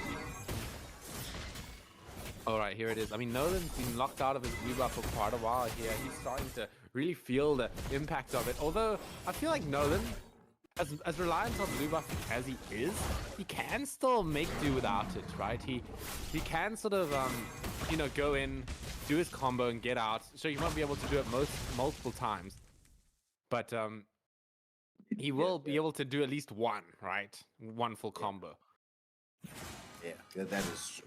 Be able to hit one full combo, and that is just about enough to lead most species. Yeah, yeah. So it's not the worst thing that he's lost his blue buff, but he's gonna have access to it now. As we see, the enhanced Lord up here. Cloud9 not wasting any time. Gonna get this started. Though the Glue and Ruby just checking around the map there to make sure that their team is safe. Gonna go uncontested to the side of Cloud9. Ooh, play coming out, Jeff. That's a beautiful one. With the conceal. Could this be it? We're gonna see the Glue going in there. The follow-up from the team we're just waiting for as they hunt down this Nolan. He's trying to be as slippery as an eel, getting away out of harm's way. Comes in with the engagement. Oh, but the one, and the Lancelot picks up the kill. Nasty Wayne getting a little bit greedy there. I think he could have gotten out, right? He had the blue buff available. Yeah, and he would have been able to dash all his way out, but he went back for that 1-1 kill and he paid for it. Oh, diversion play once again. Getting the top lane out that pushed top in. tower. Yeah. Nice use of the ultimates there from Mark QT. All right, here it is. This could be the final push of the game. The Lord, it's pushing down the bottom lane right now. It's enhanced, so it's going to be able to slam that tower with that 50% defense. Mark QT blowing up Jay. Immediately, Nolan has just spawned, so it's a 4v5 situation, but Immortality is being picked up by the Glue. He's going to be able to tank it 3 tower shots to base. It's falling low quite fast here. It's just up to basic to focus it down just a little bit more, as that is going to be the game 1 of tonight's best of 5 here. I do have a bit of a confession for the viewers here. It looks like both teams have agreed to maybe postpone this match. We will be doing just 1 game of this best of 5. So the next one will be taking place tomorrow, as I just get my photo bomb a little bit higher out of the way. Yeah, but I mean, wow. I mean, that was something special there, especially from Cloud9, the way they move across the map, the way they control the game. I'm like, as you can hear, I'm kind of speechless a little bit here. It was amazing to watch. Yeah, and just the mechanical skill level of these teams are just of this team. I mean, I think Maple Leaf definitely played this quite well. The early game was actually quite impressive. But Cloud9, you can see that these guys are really, really something else. Yeah, I was looking at this sprint play by this Erythel. Like, she was getting on by the Glue, and the Glue latched onto her. You know, what would be your first reaction as the Glue? It would be to put down a puddle and try and, you know, latch onto it, grab onto it. But no, he knew that the Erythel was moving way too fast. So he just put a puddle behind him first before doing that combo. I mean, I'd never seen that before. Yeah. I mean, it's amazing. Like the skill level, the way they combined what they were doing, but whoa, it's just straight out amazing. But as you can see, it's just gonna be just to inform the viewers once again. And thank you everybody for tuning in to watch with us. At least one out of this best of five. I'm sure tomorrow we will be informed.